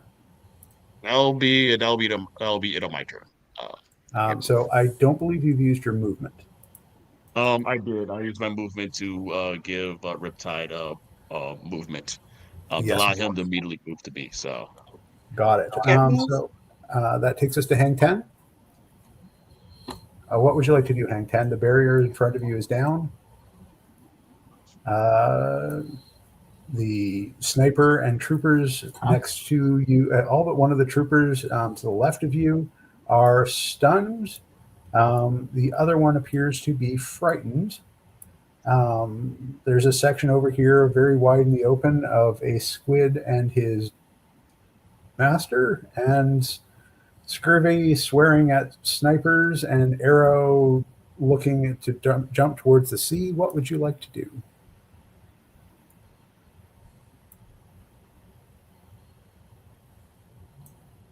Are you with us, Hang Ten?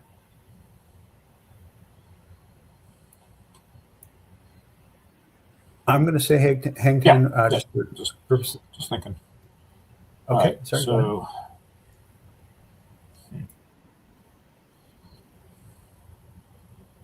yeah, what?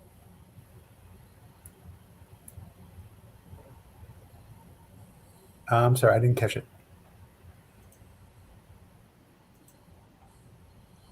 Let's see. So the guys that are below the ring of fire over here, are they all still stunned? 3 of them are stunned. One of them is there, but not looking super confident, as if he's only there to be able to provide additional cover to other people on there. And the nice garage you saw that had, Aston Martin DB7 on it is exploding and on fire. They don't seem to be paying much attention to that, though. They're just facing towards the window.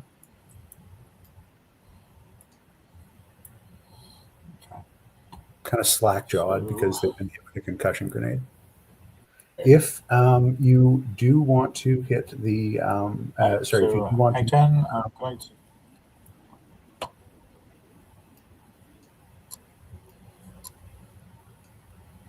say again, Hang 10. Okay, so I'm going to come through the window. Okay.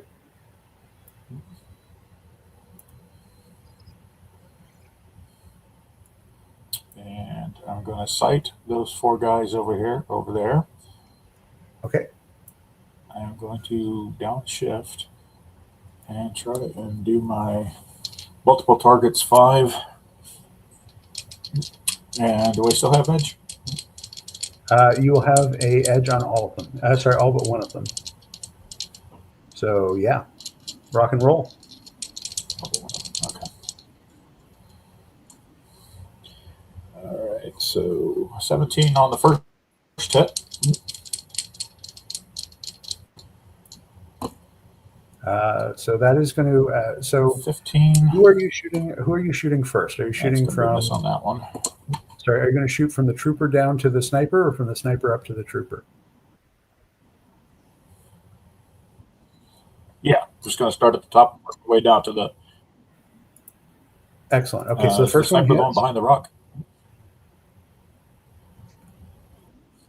Sorry. So the second one is has partial cover from you right now.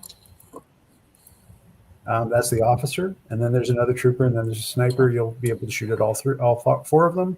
The first one you hit. Second one, I think you missed. There's another trooper and another sniper And to that's hit. in a 15, 30-foot cone, I think. Okay. All right, let's do that then. All right, so on my last remaining shots, I rolled a 19 and a 20. Very nicely done.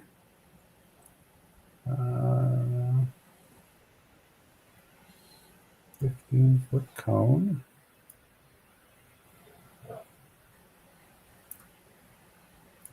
He's just stepped out and let loose.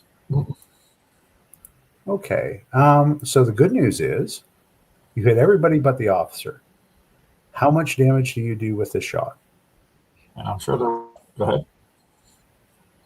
It's How much damage? Sorry, go ahead. 1 point of sharp damage to each target. Okay. He's down. The trooper goes, oh!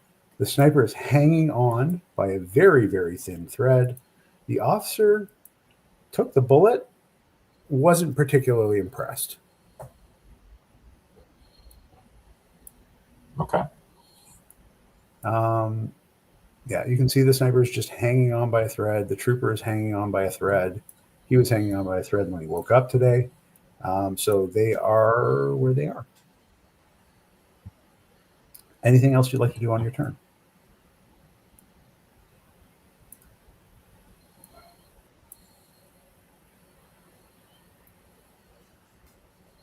Then I'm just going to hold up my position and just lay down a steady stream of fire to keep everybody's heads down. Okay. Did you want to Not move? particularly trying to hit anybody, just, you know. Did you want to try to move to that partial cover?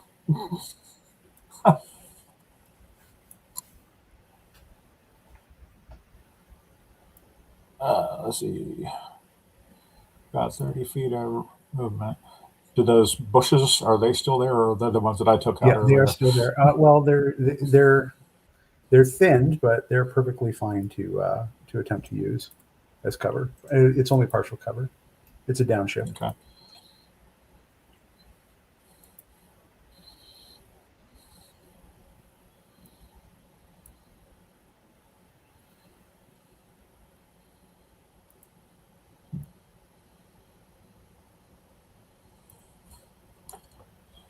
Can I make it to the others where Scurvy and Riptide and all them are at? Let me take a look. Yes, absolutely. No problem. Okay. Yeah, I'm going to move over that way. Like I said, just try and get everybody covered and. All right, I will put you here so you can get partial cover from Cthulhu. Kidding. From the rock. Okay. And they're still stunned. So still not looking good. Well, the one that you took out was the only one that was actually active. So none of them will have an action this round. So you don't have to worry about them shooting so much. And that takes us to Arrow. So with Highlander on deck.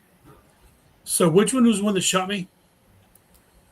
So first thing you have to do is take your full movement towards water. Oh, I know. I'm just planning out what I'm doing. Sploosh. But yes, now, the one that shoot you was Trooper number 9. That is his actual name. Within Cobra is Trooper number 9. He has no other name. Okay. And he's still celebrating the win for having actually hit you. And so he is wide open right there.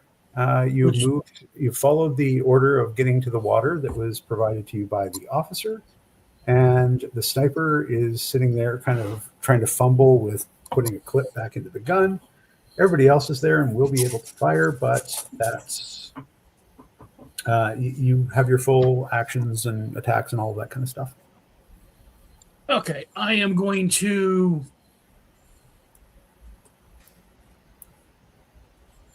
And how much? I'm sorry. How much you can spend speed to get more movements? You can spend your free actions in order to get an additional 5 feet of movement. If you wish to get up on the boat, that is going to be that is going to be an athletics or a might check to either climb up fist over fist or try and jump up as best as you can. I'll also see acrobatics if that's. No, I'm gonna. I want to. Oops. I want to. Hang on a second.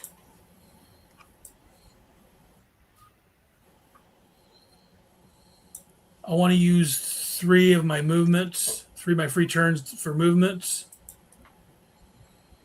Move here, get some cover. Okay. And I want to aim at this guy over here on the end one that shot me. Is that correct? The who does? Is that the guy that shot me? Going on the end. Yeah, trooper number 9. Okay. I'm going to take an aim and take a shot at him. And I'm actually going to take a downshift.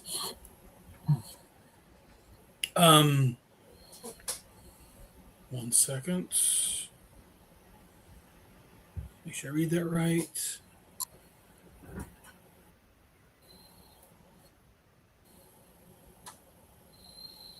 Yes.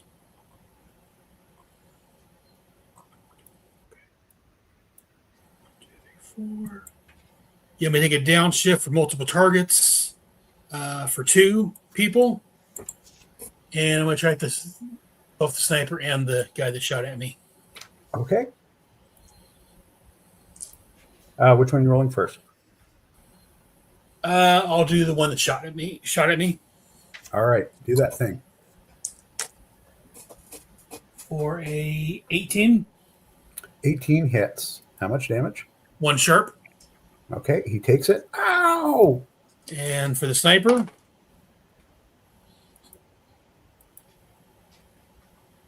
18. You do have 21. 21 hits.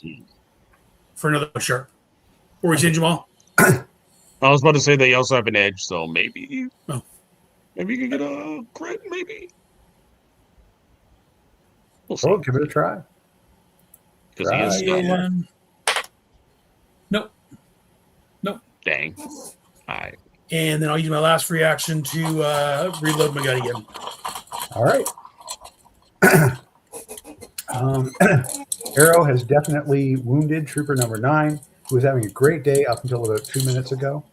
And then sniper number 3 kind of shakes off the damage. Like, I just need to get my gun loaded, and then everything will be fine again. And question real quick: it takes an actual action to get onto the boat. So you can do it as action. I will let you do it as a free action if it's part of your movement. Okay. But if you I'll say it'll take 5 movement 5 feet of movement just to get up that space. Right. You can do it as part of a free action, but yeah. Okay, I'll do it for next time. All right, thank you. Yeah. That's it for me. And that gives us Matt is gone. Who knows? You hear the sounds of a helicopter like flying away. Don't know where that is or where that's from.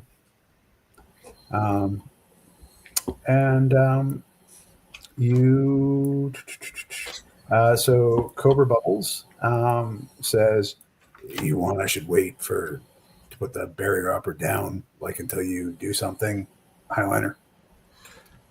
I need to get out. All right, I'm gonna run then. And you see this man, enormous, gigantic man, just barrel out like a track sprinter. And he is going to go for the gold. It's not special. Oh, no.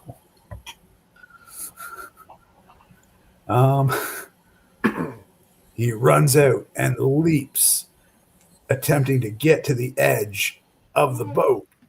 He misses entirely and splashes into the water. Oh no! His beautiful suit is now covered in pool water and chlorine. He actually may have cracked his glasses. It is a bad day for Cobra Bubbles. Which takes us to Highliner.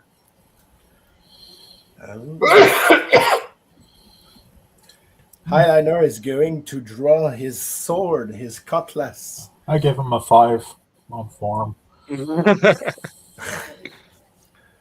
So he's going to draw his cutlass, and you see that it has like some crackling light, because it forgot to mention that he has the tasing upgrade. And it's going to shout, "Okay, man, I know that it's going to be like pissing across a fair wind, but do charge forward. Don't stay there like sitting ducks. Forward!" And he goes. Don't tell me what to do. And he runs toward the enemies right there. Hey, I don't even need a free action. And he's going to take 4 downshifts to attack with his cutlass. And it's going to attack with a D2. So it's going to give the enemies 4 downshifts to attack him.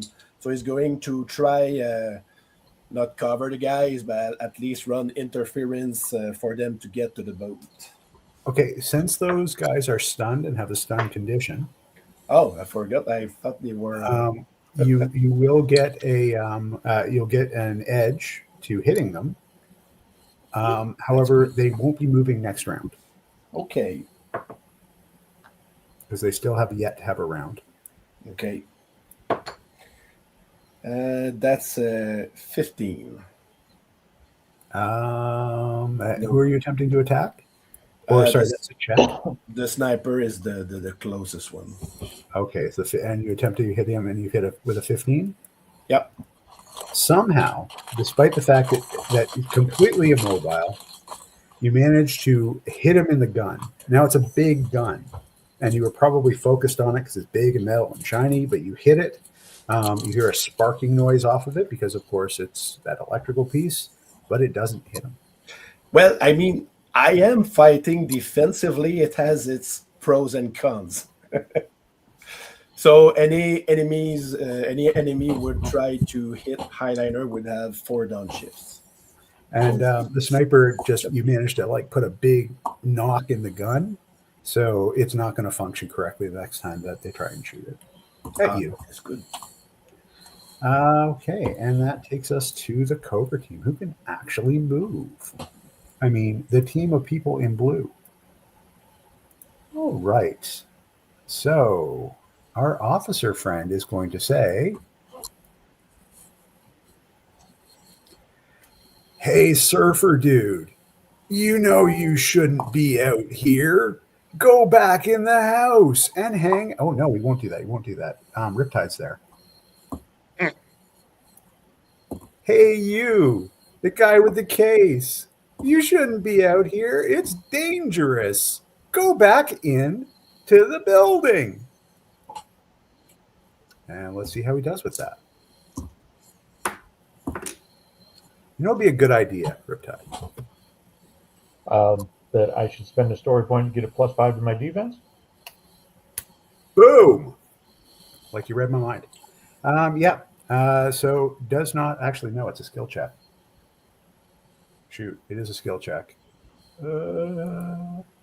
Also, I absolutely hate how you got having these officers sound. How these officers sound like 10 out of 10. I just have to double check and make sure that that's it.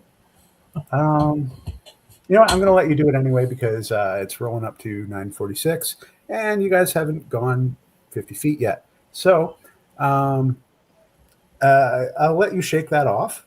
He's like, oh, man, I thought it was a great idea. It's such a great building and all of those secrets that it must hold.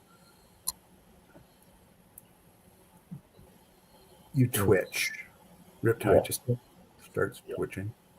The other troopers are like, well, all right, fine. I'm going to try and shoot. And Greatest secret was the one your mom told me last night.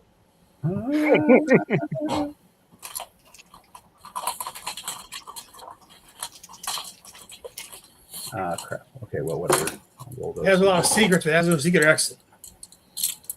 Ooh. Trooper 9 says to Arrow, I've got your number. Ha! You're going to be my ticket becoming a full... Oh, shoot, I shouldn't say that. Damn it. Operational secrecy. Right. Becoming a full guy. And then manages to hit you with a 26 with a crit. Oh, the putz hits me. For 2 sharp damage. Okay. As well, that will be Riptide. What is your evasion or toughness?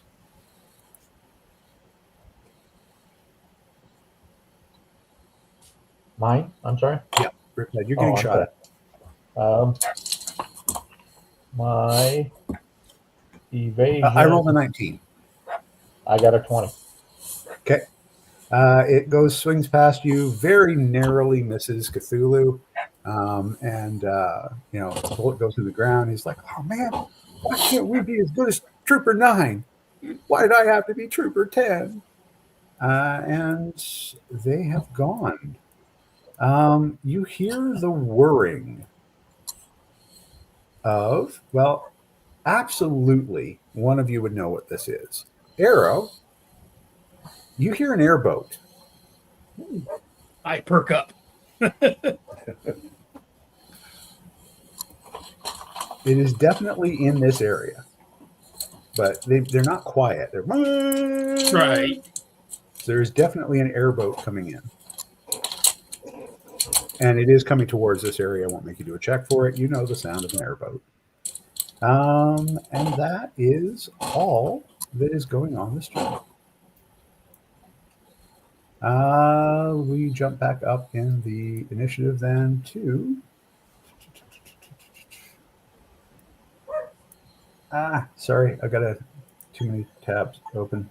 Gotta do the thing. Cool. Okay, that takes us back up to Riptide. Okay. We're leaving, right? The plan? Yeah, we're trying to get out of here. Okay. I will throw my other stun grenade towards the group on the cliff. Okay. That's going to hit. You can hit the officer and the 2 troopers, or you can hit the sniper and the incredibly lucky trooper number 9. Officer and the 2 troopers. Sorry, who was it you targeted? The officer and the 2 troopers. Okay. No vengeance for Arrow. Okay, and roll your... What was the skill set that we were using for that? Athletics. Athletics. Roll your athletics, please. Do anything?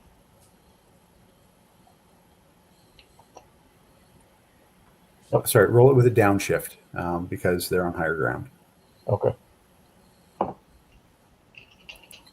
Down to D4. I rolled a 21 with a crit on the 4. Perfect. They are stunned. Okay. So they're stunned and are not moving this round. The snipers are both able to move this round if it does get to their turn, and they are still alive. Scurvy, you're up. Oh, sorry. Riptide, did you want to move? Yes, I do. Where would you like to move to? Probably straight into the water. Okay, sploosh. You do not treat that as rough terrain. Nope. So I And can Cthulhu doesn't go. die.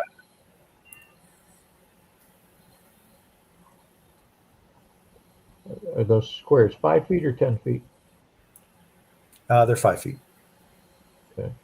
So 5, 10, 15, Your effective 20, range is also 5 feet. 30, 35, 40 gives me the movement to get up on top of the boat. Yep. You can get onto the boat.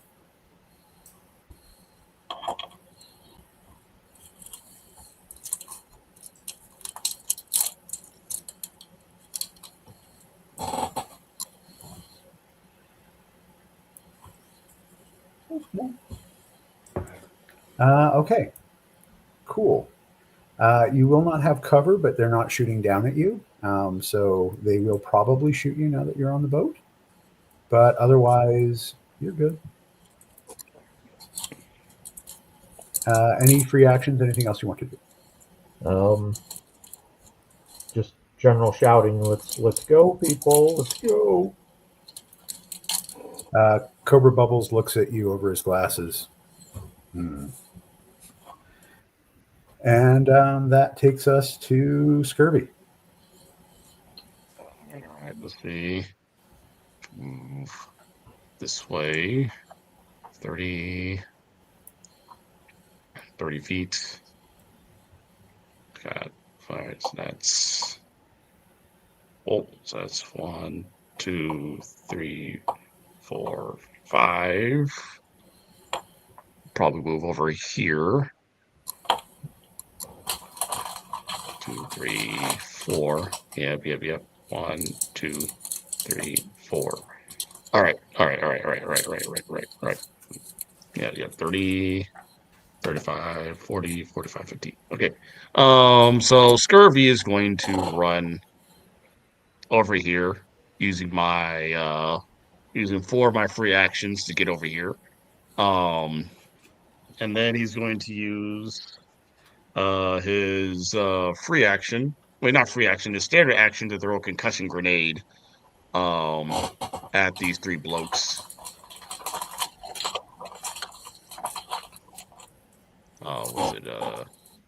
At these 3 blokes over here. Boom, boom, boom, boom. Making sure not to hit Highliner, as Highliner is Thank you. dueling those guys.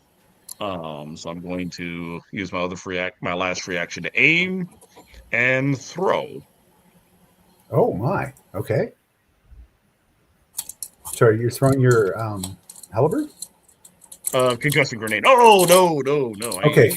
Maybe. All right, good. Okay, Oh. concussion grenade it is. And I will drag over the circle so that you can see who you can hit. And are they already stunned? Are they still stunned? So they are not still stunned. They had their turn where they didn't move. So they are now still stunned. They are not still stunned, but this will stun them. They're also at a -4 to hit Highliner. All right, I rolled a 12. I don't know if that hits any of those guys. It unfortunately, because you were trying not to hit Highliner, you tossed it over into it basically rolled off into the fire. All right, that. Better luck next time. Shut up. That is my turn. That is my turn. Okay. That takes us to Hang Ten.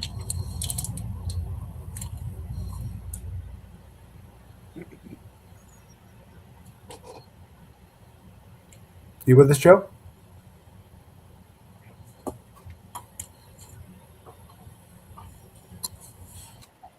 Yeah.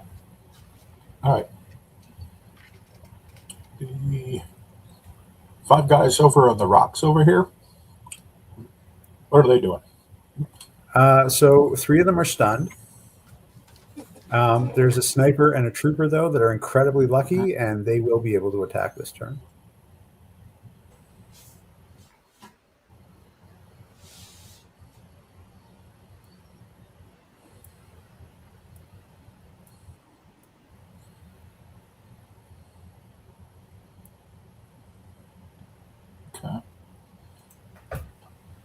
Oh, God, I gotta use that. Ah. Oh, well. I am going to go for the sniper. See if I can't hit him. Fire away.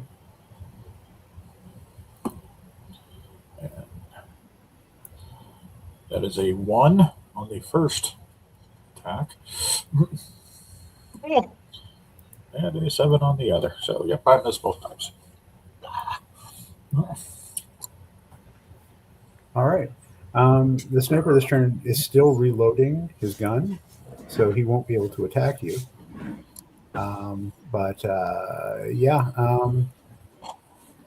It just wasn't focused on it. Kept moving and dodging to try and do the loading action, pick up a clip off the ground, and you just managed to put it through them. Yep. Would you like to move this round? I will. We're trying to get to the boat, right? Correct. You can get to the boat, and if you use 2 free actions, I Go ahead. will start moving. okay. So if you do if you have 2 free actions and that works. accomplish a I will make my way to the boat. athletics, might, or acrobatics, you can do a check on any one of those. The toughness is 15. If you can roll a 15 or higher, you'll get up on the boat this turn.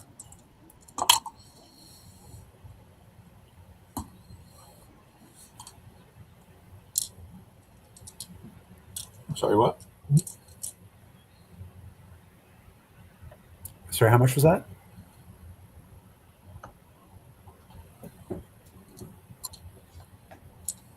Sorry, Joe, I didn't hear what you said. I'm doing an athletics roll. Yeah, athletics, might, or acrobatics. So athletics or acrobatics. That is a 23 on athletics. So you throw your 23 gun on up. the 4, a natural 20. Perfect. Yep. Not only do you get up, you're able to get partial cover behind one of these, with the edge of the boat. So you're up and in and safe. Is there anything else that you would like to do on your turn? Yeah. Okay, going to jump to Arrow. Arrow, you're right near the front of the boat. I'm going to use an action. Not really. I think I'll. We use an action to jump up on the boat. Okay. You can only at this point you only need to use movement to get up on the boat. Or movement. That's what I meant. Movement to jump the boat. But you'll need to roll either athletics, might, or acrobatics to get up there. Rolling athletics. Perfect. With a 1, 18, 19. You easily make it up there. This isn't the first boat that you've ever climbed up on. Go ahead. And I'm going to turn and toss my concussion grenade at these 2 yokels, the sniper and trooper number 9. Got it. Let's check out the distance on that. How far can you throw a grenade? 50 feet. That's perfect, because they're 40 feet away. I measured that earlier. I'm going to take aim and toss my grenade for a 18. The sniper drops the clip again. And this time it clatters down off the side. Very frustrating. Trooper number 9's like, this was going to be my promotion. This was supposed to be my... And doesn't actually finish what he's able to say because he's stunned. Cool. Okay. You're on the boat. You have stunned them. Moving 30 feet to get closer to the steering area. Cockpit. So you recognize, of course, that this boat ain't running yet. You're going to have to start it up and get it out from the dock. Yep. So is that going to take? Did that take an action to start it, or is that an automatic? It will take an action and a check to start it, but you also have to Right. get into where the boat. Yeah. Like Where you do have I- to get. Sorry, where do I go in at? Where's the door at? So this, why am I not drawing anything with this? Cool. Okay. All right. Well, I've got a better solution for that. It's just, sorry, this will just take 1 second.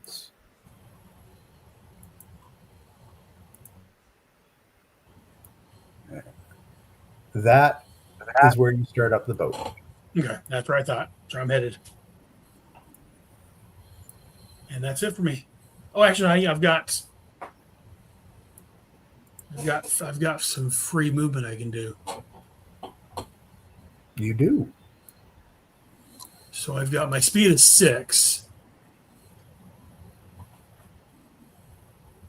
And I use 1 to get on the boat. So that leaves me 5. Maybe Is that 2. correct? Yes.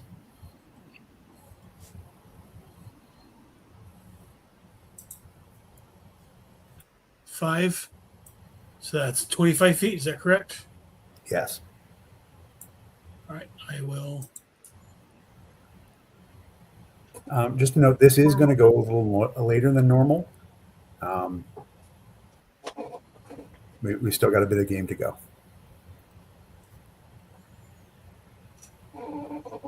I will move there. All right. And that would do it. That takes us to Highliner.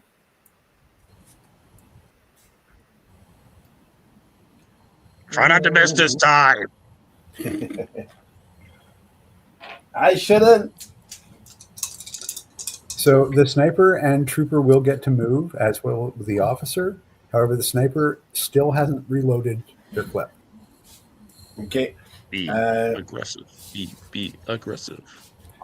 Being influenced by the aggressiveness of Scurvy, I'm not going to fight defensively this time. So I rolled what I had.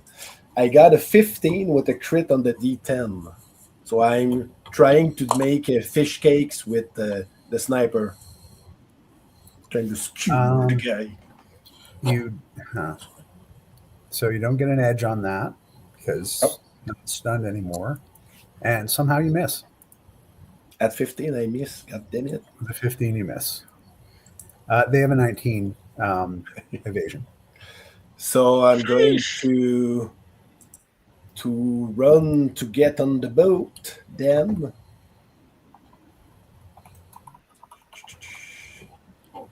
so that will be my full movement to just get to the position. Do I need 3 actions to get in? I guess it's easier on that side. Yeah, you just went up the stairs, so you don't have to do any checks. That's literally the part of the ship that is designed for you to get up and in. So it's just as easy as going up the stairs. Okay. So I'm going to keep moving with a couple of free actions. How many do I have? I have. I'm going to get you to do a perception check, though. Yes, of course. So alertness. Not perception, alertness, damn it. I remember what game I'm playing. Alertness check.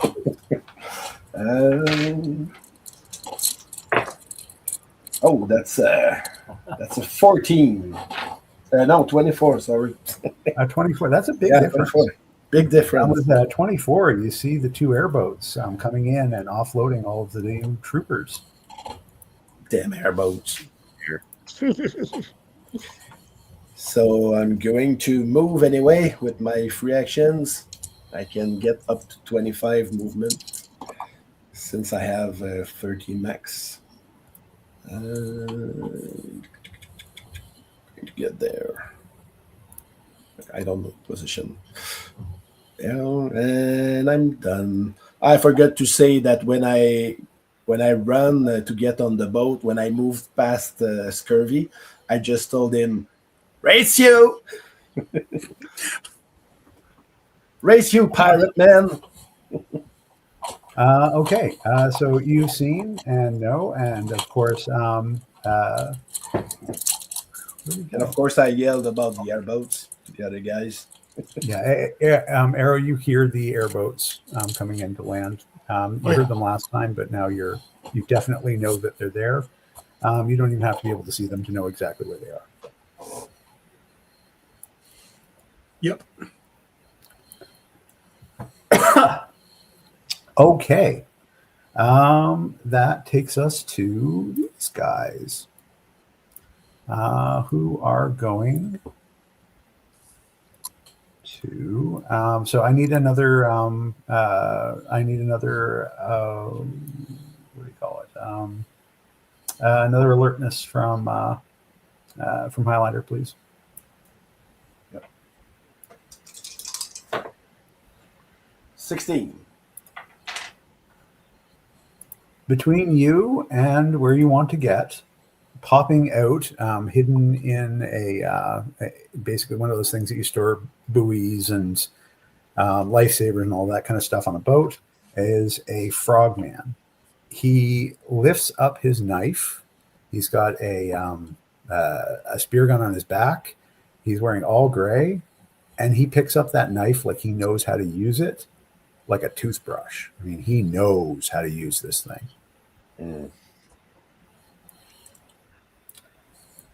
Is he one of ours? Pardon me? Is he one of ours? He really isn't. Really isn't. He's really pissed off because he was expecting to get a sneak attack on somebody who was going to start the boat, and he didn't, and he's like sad. So he's going to take it out on whoever's in front of him. These troopers are all going to attempt to shoot at. So those ones don't have a shot. Those three will. And let's see if the officer can speak some sense into Scurvy and get him away from that boat. It's dangerous there. Story point. It doesn't matter. 4 and a 5. Neither of them. They give you orders, but they're conflicting orders, and so the noise balances out, and you don't actually follow anything that they do. Tell me what to do. The troopers will take a shot at you. At Scurvy, and all of the new ones are just getting up on the dock, and they miss. The trooper and the officer's going to take a shot at you because he really can't do anything like that. He is going to hit you for a single point. 23 hits, right? 23. Hold on, because I've been a story point. 18, 19, 21, 22. Oh, wait, no, that beats and beats. Goddamn. Yeah. That's the exact number right there. All right. You could spend another story point to bump it up by 1. Nah, I can take a hit right here. We're almost out. Don't you have one health? Nothing. I have 3, so that brings me down to 2.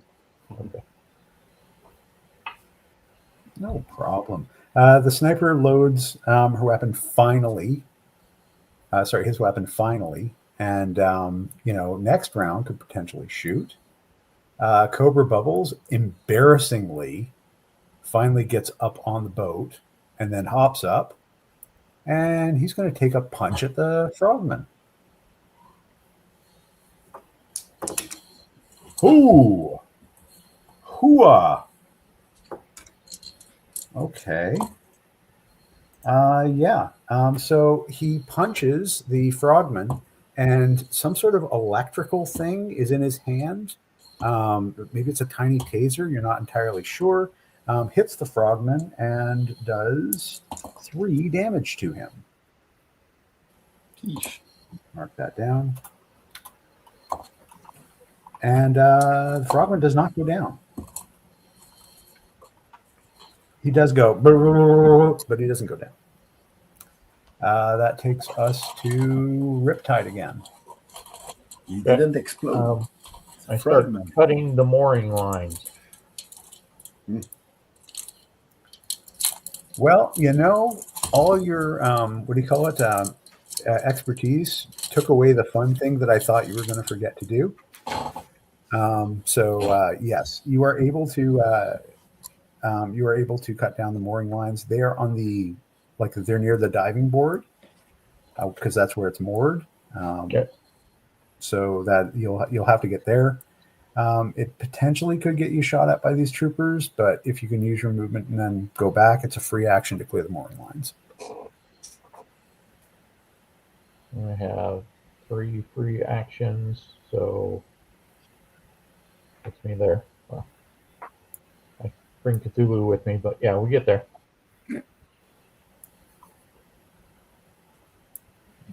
I'll let Cthulhu. No, you're not doing anything that requires that. There's no checks here. Otherwise, Cthulhu could help. Anything else that you're doing on your turn? You still have an action on your turn. I am. Yeah, I will. I will.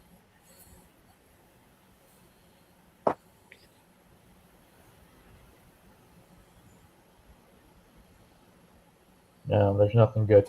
I will hold up the case like it's a shield, like I'm daring them to shoot it, and hold it at like chest level.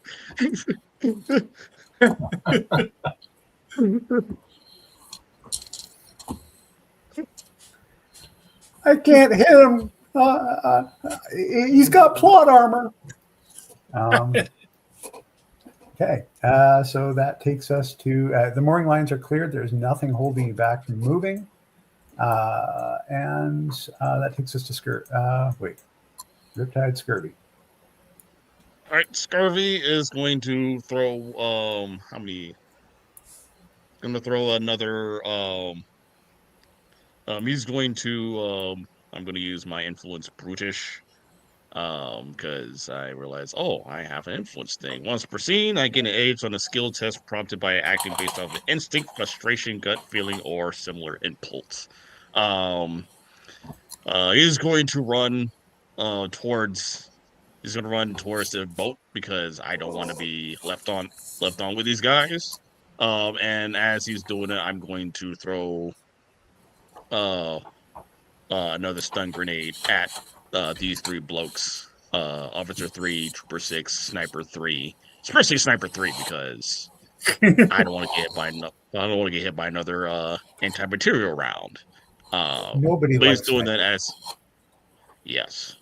Yeah, so you will stun them again, and just finally getting that gun properly loaded and ready to fire, stunned again. If they could move their mouths, the language they would use. So Scurvy, you jump on the diving board, and that will give you an edge on your whatever check you wish to use. I'll be using athletics. acrobatics. So you're using acrobatics? Yes. Okay, so yeah, you have an edge to that check by jumping off the diving board. All right, the D4 is going to be my D2, and that is a 13. 16? Oh no, sorry, yeah, 13. 13 will be enough because you're not trying to get onto the hard part, you're trying to get on the low part. So yeah, you're up and you're on there. I think you might have a little bit of movement left. I do. I take cover. And that will be the end of my turn. I don't think I have anything else with that. But yeah, that'll be my end of my turn. Hold up. No, he's gonna be Arrow. Hurry up and drive this thing. Gosh darn it. Okay. Hang 10, you're on deck. There are bad guys. They're stunned. But the other ones are 3 of them are going to be able to act on the end of the round. So what do you wish to do?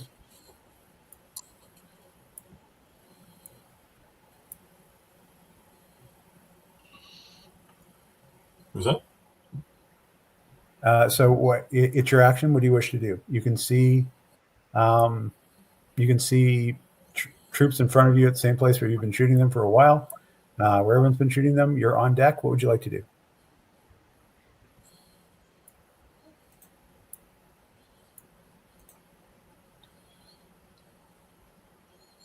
Okay.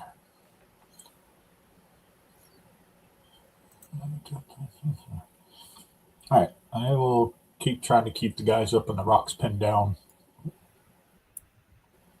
All right. So you're going to, which ones are you going to attack?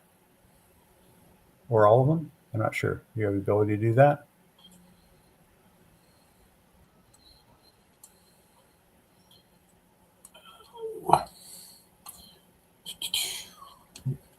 All right, so I'm at the bow. So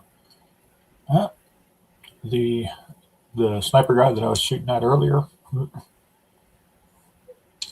see Absolutely if I can't there. hit him this time.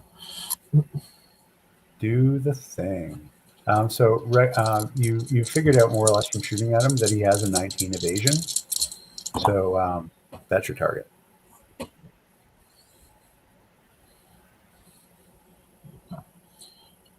Let's see. First shot is going to be a miss. I do get another. And that is going to be a 19. 19 hits, meets it, beats it. Let's go. Okay. That's 2 sharp damage. Is that the one that took the damage or is the other one? Is there 2 sniper 3s? Well, that's stupid. Sorry. Yeah, well, for that, going to fall down off the rocks and appears to be incapacitated.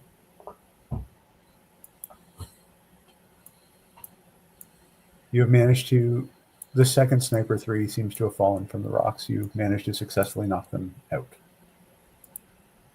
Scurvy is going to spit at the ground towards his direction. The ground thanks you for your offering. And is there anything else, Hang 10, that you wish to do on your turn? And that's arrow up next.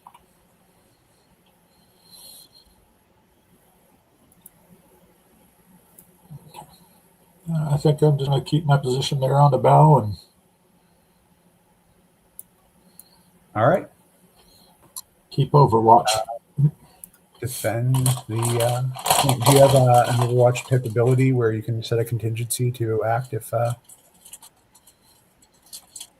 Figured I should ask that just to be sure. I don't know. Okay. Unfortunately, I do not. Moving on to Arrow. Arrow. There's a scuffle up above on the deck above you, and you see like a massive spark of light be kind of discharged, like a big chunk of static electricity went off. That's not good. Yeah, but otherwise everything's fine. I mean, there's like a bunch of airboat noises all around. You can Right. There's 3 of them, which everyone else can only see 2, but everything's fine. Can I tell where the third one's coming from? Is it coming behind the other ones, or is it coming It different? was heading towards the front of the boat. So I figure. All right, I'm going to jump over here into the pilot's area. Excuse me. Okay, so that one will take an athletics or Okay. athletics. Sorry, I'm starting to get tired here. Athletics, acrobatics, or brawn. Athletics it is, or brawn, same thing. 8. Hang on.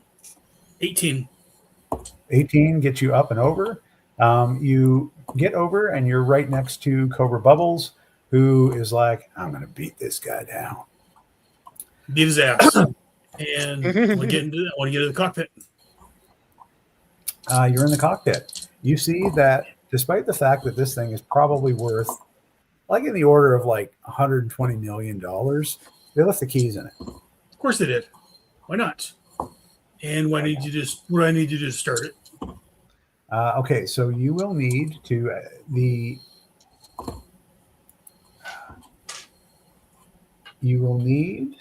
let's see, I had a thing for this. A technology roll to understand how to flip the engines on, or a driving roll to essentially start it up and get it running. I will do a driving roll.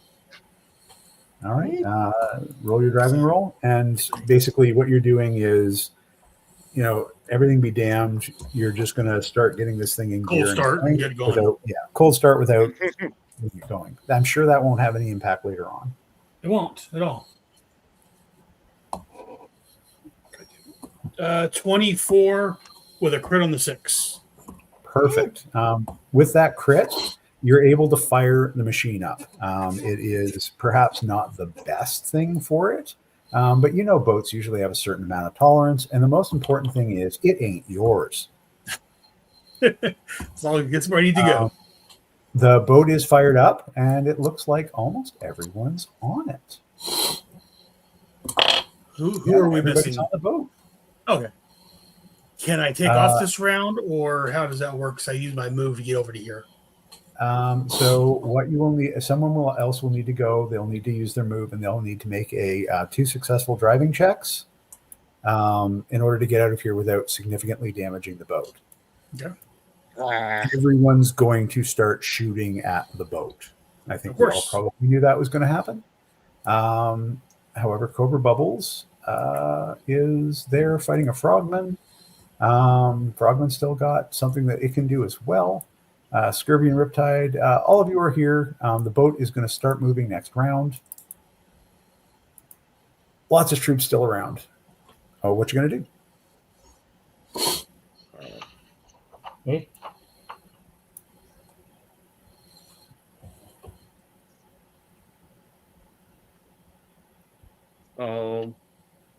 Sorry,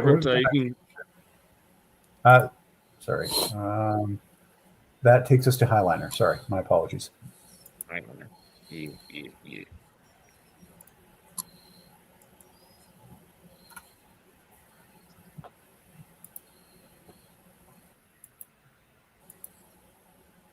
You're on mute again. Going to use the pistol to shoot at the frogman. Okay. Fire away.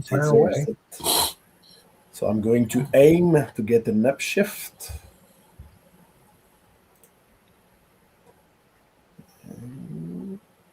He's also prone, so you'll get another one. Okay. Oh, sorry, no, you'll get an edge. You'll get an edge on it because he's prone. He got his ass punched by Cobra Bubbles last round. Well, in that case, I'm not going to use my my pistol. I'm going to try to skewer him with the cutlass. Excellent. Yeah. So, edge. Oh, you wouldn't have gotten that edge with a firearm, even though you were right over him because of the rules. But yes, with a melee weapon, you absolutely get that edge. Yeah. So that's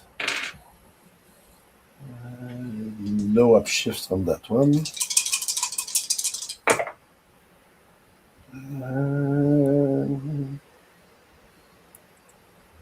That's a 22. No crit. Hits. So that's 1 sharp damage. Guy's bleeding pretty hard. He is not going to die as a result of your actions, but you certainly didn't help him at all by stabbing him in the face. And anything else you'd like to do on your turn?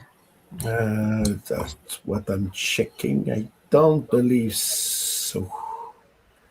No, nothing else I can do because I moved, and that's my basic officer action is on the move action. Got it. Okay, so we're going to move to the Cobra team. Okay. I'm just going to do a mass roll for them and see on average what they do. Excellent. Okay, cool. So the officer picks up that bazooka that was lying on the ground and shoots it at the boat. These troopers all shoot at the boat, these brand new guys who just got put up on deck, and every one of them missed, despite the fact that it is literally the size of a barn. The airboats head away on that turn. You can still hear the third one, but you can't actually see it at this point, Arrow. The big front of the ship in the way. And who else will get a shot? Nope, the sniper will not. The officer can see Hang 10. looks at Hang Ten and says, "Dude, the waves are gnarly. You gotta get a load of these. Just jump off the ship. You can do this." Which sounds like a really stupid idea, frankly. There are no waves in this area at all. So Hang Ten just is not influenced by that at all. Kind of goes, And anyone else ability to do anything? They're all stunned. I hate fake surfers. This officer, was this officer stunned this round? I've forgotten. Officer 3 amongst the sniper and troopers. I don't think so. No, my stun grenades. Went over. We rolled like a Right. 15, so I don't know if they can. Okay, sniper's going to take a shot at Riptide. And this one will be with an edge. Ooh. Where's the 12? That's not a good sound. Okay, 19 and 6 is a 25 for Riptide. No crits. Yeah, I got it. That'll be 2 damage, 2 sharp. Okay. Unless you want to throw Cthulhu in front of you to block the fight. No. Okay. Okay. So that is all of them. And then it comes up to Riptide. Okay. I'd like Sorry. I didn't. Sorry. One important step here. I apologize. Of the 30 points for the ship, I need to count up how many successes that was. It is now at 25 points. There are holes all through the thing where everyone except for the troopers who managed to miss it did, fired as best as they could to hit it. They also, I think, got hit by the airboats on the way out. You're not entirely sure because you couldn't see them. But that takes us back up to Riptide. Okay. Want to spend a story point to get access to a minor piece of equipment? You can do that. The flare gun from the emergency kit on the boat. Is right behind you, stared on that wall in the safety kit. I'll grab it, and I run towards the back of the boat.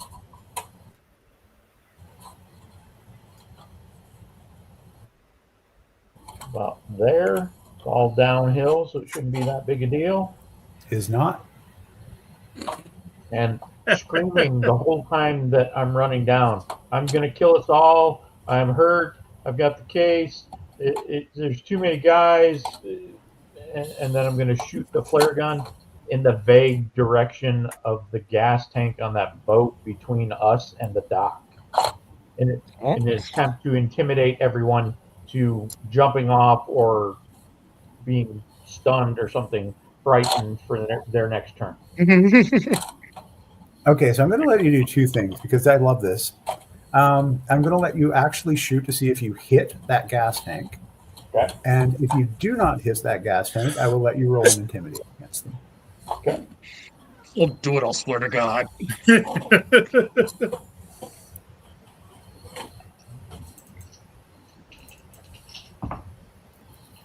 I got a dirty 20 with a 6 on the D6.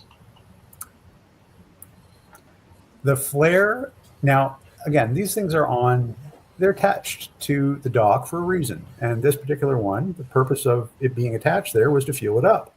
So that big fuel tank is there for a reason. And apparently that reason was to get hit by a flare. I'm going to roll the damage on a D20 for this explosion. If the damage is greater than 10, you've got good news and bad news. Good news is it will wipe out every single trooper and the officer. The bad news is that everything over 10 is going to be done to the ship. I was waiting for that. That is a 15. The ship is down to 20 durability points or hit points. I guess they're just life points or essence points or whatever the heck those things are called right now.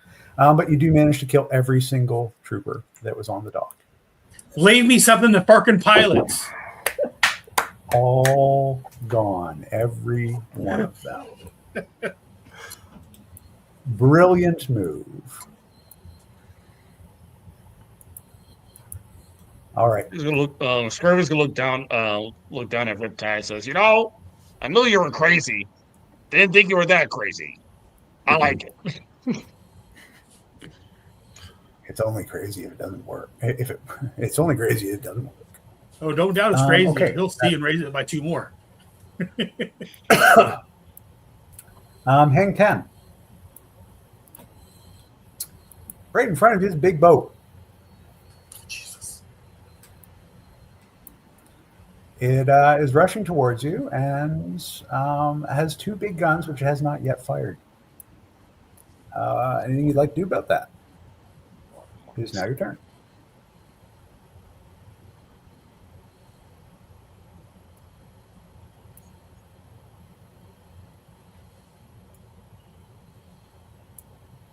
Joe?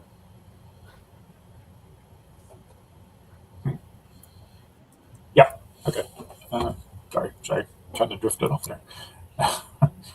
Okay, so I see this boat coming at us. I'm going to open up on it. All right. Maybe I can hit a boat since I haven't been able to hit anything else. Do you want to move forward to get a better shot at it? Because right now it's got partial cover from the front of the boat. Yeah. Go. Yeah, closer to the. Yeah. So if you go about here, you've still To the got front partial there, to the cover, bow. but it doesn't. The bowsprit.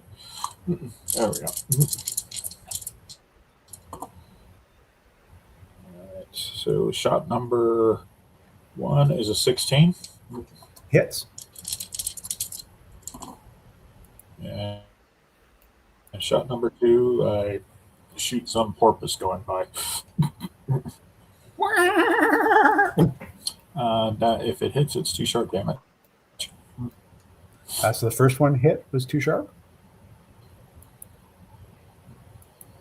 Sorry, the first one hit. The second one did not.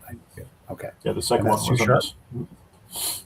Okay. 2 sharp damage against it? Cool. Yeah. You put some pretty big cracks in the glass. It's said that it was bulletproof, but it really doesn't seem to be bulletproof. That was just like a manufacturer's claim or something. Is it bulletproof to anti-material shells? Absolutely not. Absolutely not. It is material. That's what they're supposed to hit. Okay. Hank, Yep. anything else you want to do on your? You've still got some movement. Is there anything else you'd like to do on your turn? Free actions.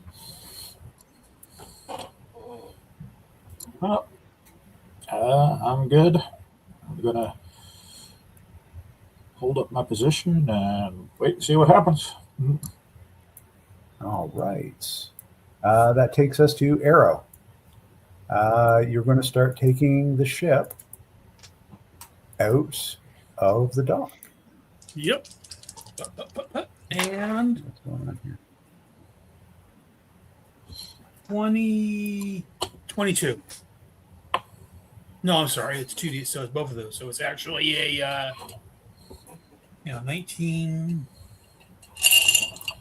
26. My first roll. Okay, 26 succeeds. Yep. You do manage to. I'm just tilting it this way. You didn't actually crash into the pool. I just ran out of map. But it is out, and you are going. There is Highliner will get to act, and the Cobras will get to act. If you have not lost 20 points of damage, Riptide's still on the boat. If you have not lost 20 points of damage at the end of this, you will get away. So, Arrow, you have taken your standard action. You have passed the check. Is there anything you? You've done your movement. You still have a standard action. Is there anything that you want to do on your turn to try and preserve the boat?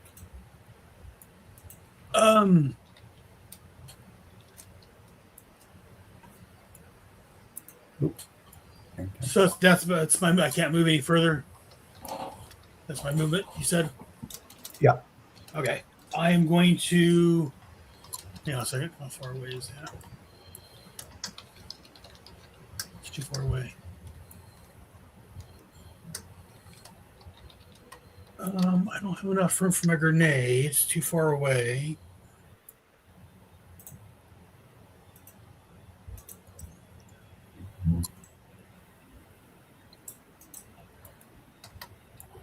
Yeah. Not my. Well, I'm going to take my. Can I? Okay, so am I inside the cockpit, or can I? Is this an open cockpit? What does this boat look like? Can I see out? Can I shoot out? Yeah, or- you can shoot out the window. Right, there's Okay. an open window on either side of the cockpit, so you can shoot out of it, no problem. I'm going to Basically shoot that. correct. I'm going to shoot that boat in front of me. All right, you can do I that. don't want to. It's a nice little airboat, but it's in my way. It's that pilot's fault. Property damage. What's that? I'm taking aim. And let's see. Wrong guy. I'm taking aim, and I'm also doing a downshift to do more damage. And you suck. It was hilarious. I will give you I will give you an edge on this roll because you know airboats. You know exactly where to shoot them to make them Okay. not work. Oh, that definitely works. 18. All right, you hit. How much damage? That's too sharp. So, keeping in mind that you guys have shot like snipers for all sorts of damage, you don't feel like this should be enough to blow up the boat, but this is rules as written. And it explodes. Works for me. All right. And that's good. It's That good gives us for me. Highliner. Highliner, what are you up to? I would like to finish my my fish cake with the frogman. Cobra Bubble says, if you can finish the frogman, I'll take care of everybody else. That's a 10. But I'm going to use plan of action to give 2 upshifts to Cobra Bubbles. Ooh. And I tell him, now I showed you how you should do it. Now do it. Learn by example. He says, I have another plan. Okay, and that actually is there anything else you'd like to do? You've used your movement, but you haven't used your action, have you?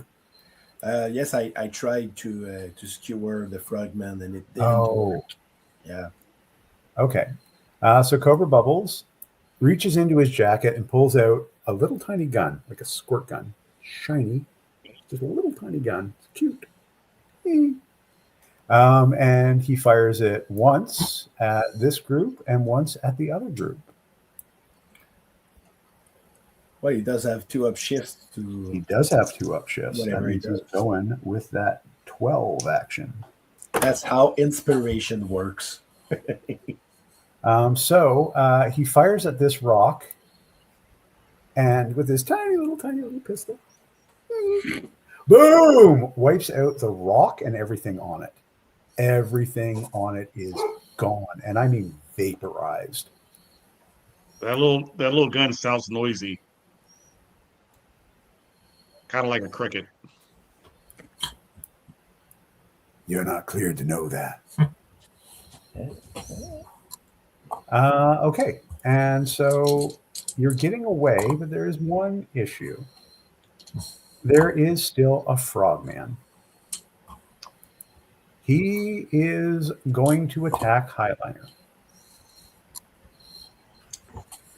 Does he have to move to enter my range, or you consider that he is in range? I'm going to say because you stabbed him, that he's in range to stab you. Okay. Did you want to use any? You still have like a couple of story points left. Do you want to use anything to? I would use one to go up by 5. All right. So he's rolling a 12 on this. Oh, and he's specialized. So shit, that's going to take a lot of dice. Right. Okay, and a 6. Cool. My defense is 23 at the moment for evasion. So 19 on the die and 26. Sorry, so 25. No, he got a. Oh, no, he critted on the 12. So that's a 31. Damn. Ouch.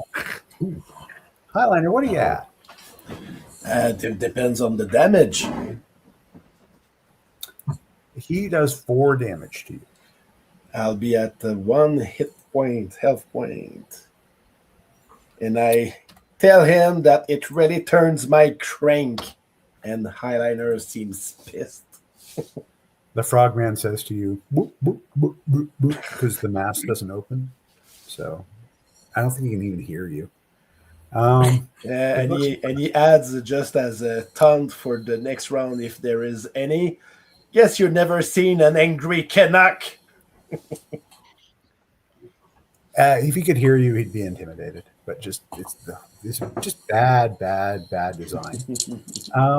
Okay, we're gonna pop back up to Riptide. The boat is going to be gone. Oh shoot! No, did I? Yeah, I did do the damage for it. Oh shoot! No, you don't get a turn. They get to shoot. There's only 3 of them left. One's got the anti-material rifle, but there's no effective way that they can actually take this thing down. I'm going to roll it anyway. Even the sniper misses the side of a boat. So you are effectively away, and there is no ability for them to pursue you. However, you do have this frogman here. So I'm going to let everybody who's around take a swing at it and try and finish it off. At the top of my round, just so he can do something, I will throw Cthulhu at him, and Cthulhu has Kung Fu Grip. Go, Cthulhu! What does Kung Fu Grip on a Cthulhu, on a squid look like? He's got 8 grapplers, all with suction cups, and a will to use them.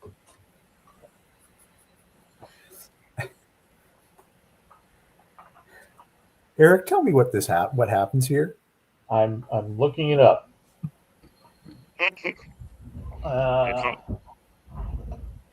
You're trained in locking an opponent down. Signature grip strength used in close quarters combat grants you an edge on grappling skill tests or at any point when you hang from something that would benefit from grip strength. So Cthulhu has a strength of 4 and a brawn of D4, and he gets an edge to wrestle the frogman into being incapacitated. Okay, and so that would be is that an attack against a defense, or is that? Yeah. And what defense would that be? Well, it's against the frogman, so he basically gets to pick. Okay, yeah. So it'll be. Let's go with. It will be might then. I think grapple is evasion. Not sure. Oh, sorry, toughness. It'll be toughness. So here's a toughness of 20. Okay. I got a 21 with a 4 on the D4. All of a sudden, Cthulhu not only pins him down, but you start to see, and you're not sure if you're seeing this or it's just because there's the dawn light actually coming up finally. You've seen the morning, and it's either the morning mist or literally Cthulhu is sucking the soul out of this eel. What he would be saying if you could hear him, but of course he's got air pipes in there. So he is pinned down, fully restrained. That's my Eldritch Abomination. He's getting an extra cookie. Who wants to stab this thing and put it out of my misery? Let me at him. All right, Scurvy, can you do 2 points of damage with an attack? I do 2 points of damage. I don't think I could possibly do 2 points of damage with my. Right, so, but I could, if I can crit with intimidation, I can I can do possibly do 2 stun damage to him, which will defeat him with the Okay, intimidation well, the roll. way I'm going to look at it is this. It's 10:47, and there's still a postscript. So you all get in there, and Cthulhu holds him down. You all curb stomp him to death. Throw him off the side. The ship is yours.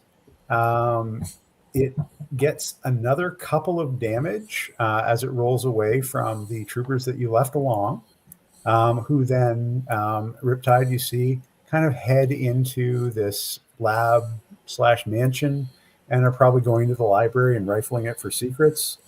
But hey, I mean, that stuff will all probably be here when you come back. Yeah, And for rental. How the much secrets could be in there? You are otherwise not harassed as you get there, and you get to the final. You get to, and I will show you where it is. I'm just going to change the scene here for a second. And, whatever they get from the lab, that's on Matt for leaving it open. He should have stuck around and made sure it was still. Yeah, that's what I'm saying. I don't feel bad at all.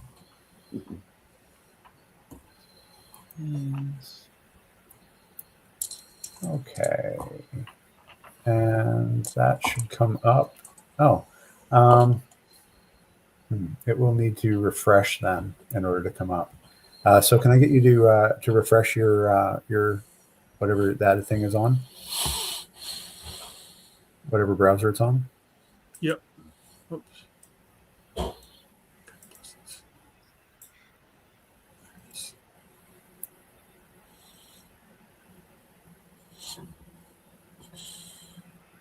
Excellent. And I need you to move upwards.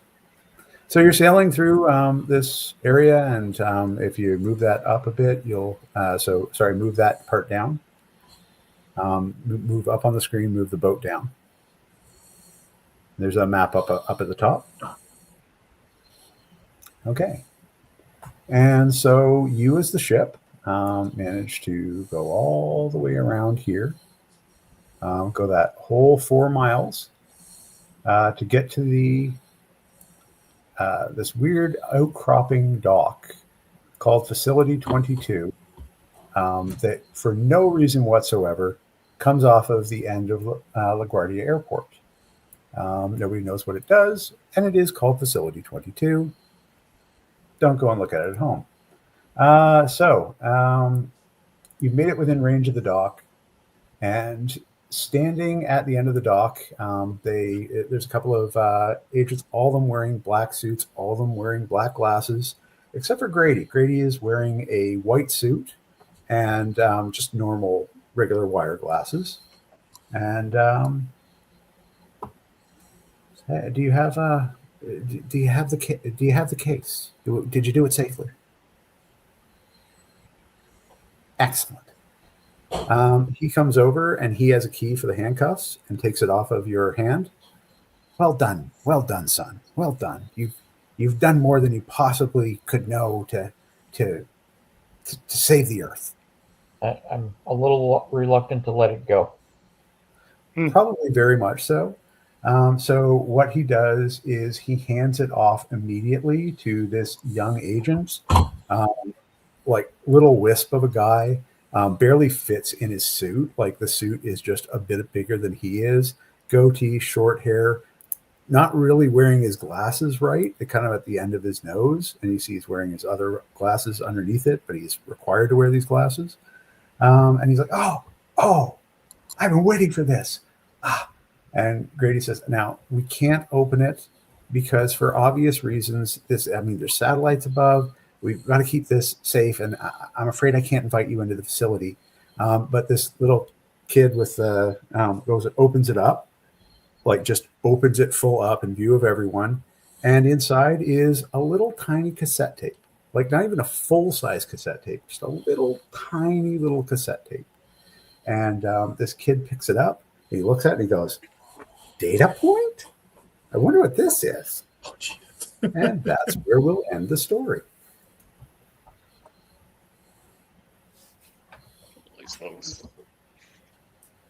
Data point. So should we assume that the guy with the glasses is classified? Perhaps you've just delivered data point to classified, putting into action the events of the Energon Protocols. So it's our fault. Great. Yeah, of course. Who else could it be? I hope you enjoyed Special Missions number 1. There's a couple of Yes. things I have to say for the people at home, which is to say that the gaming system that we used is Essence 20 by Renegade Games. We'll put the link to Renegade Games into the core rulebook and everything else. We used specifically the G.I. Joe core rulebook for this one. The virtual tabletop we used was Owlbear Rodeo. We'll put a link to that as well. The maps came from Tom Cardos, tomcardos.com. Amazing work. Tom's stuff is the stuff that I use for almost all of my adventures. This last map came from Google Earth.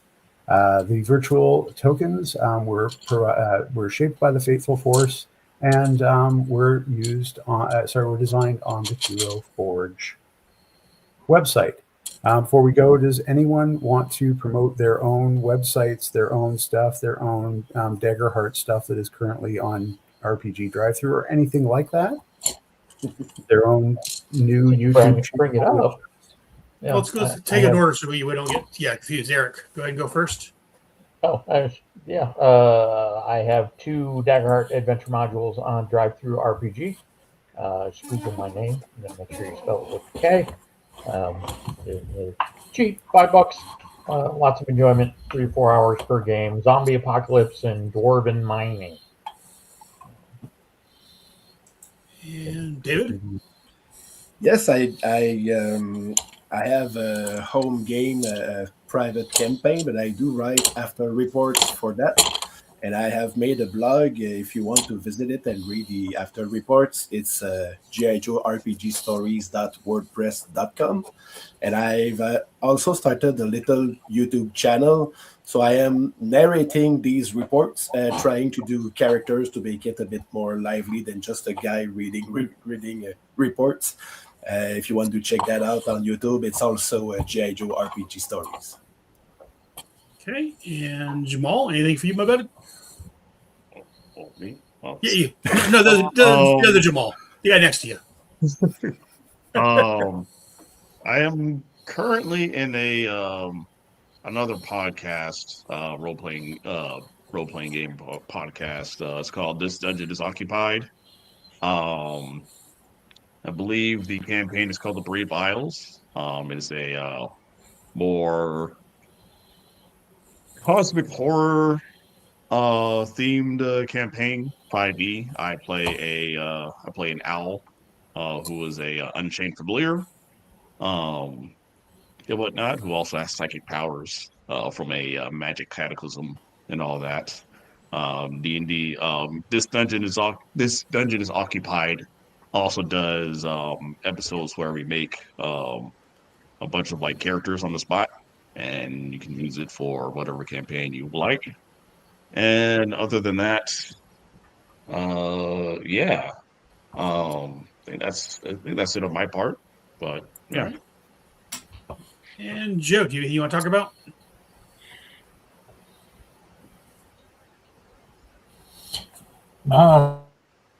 This is actually my first YouTube video, and I really appreciate you guys. I haven't really got anything running right now, but I do run a game on Discord, and yo, Joe. Want to close us up, Aaron? And before I go, did you have anything else you want to promote or anything, Charles? Oh no, this is more than enough work.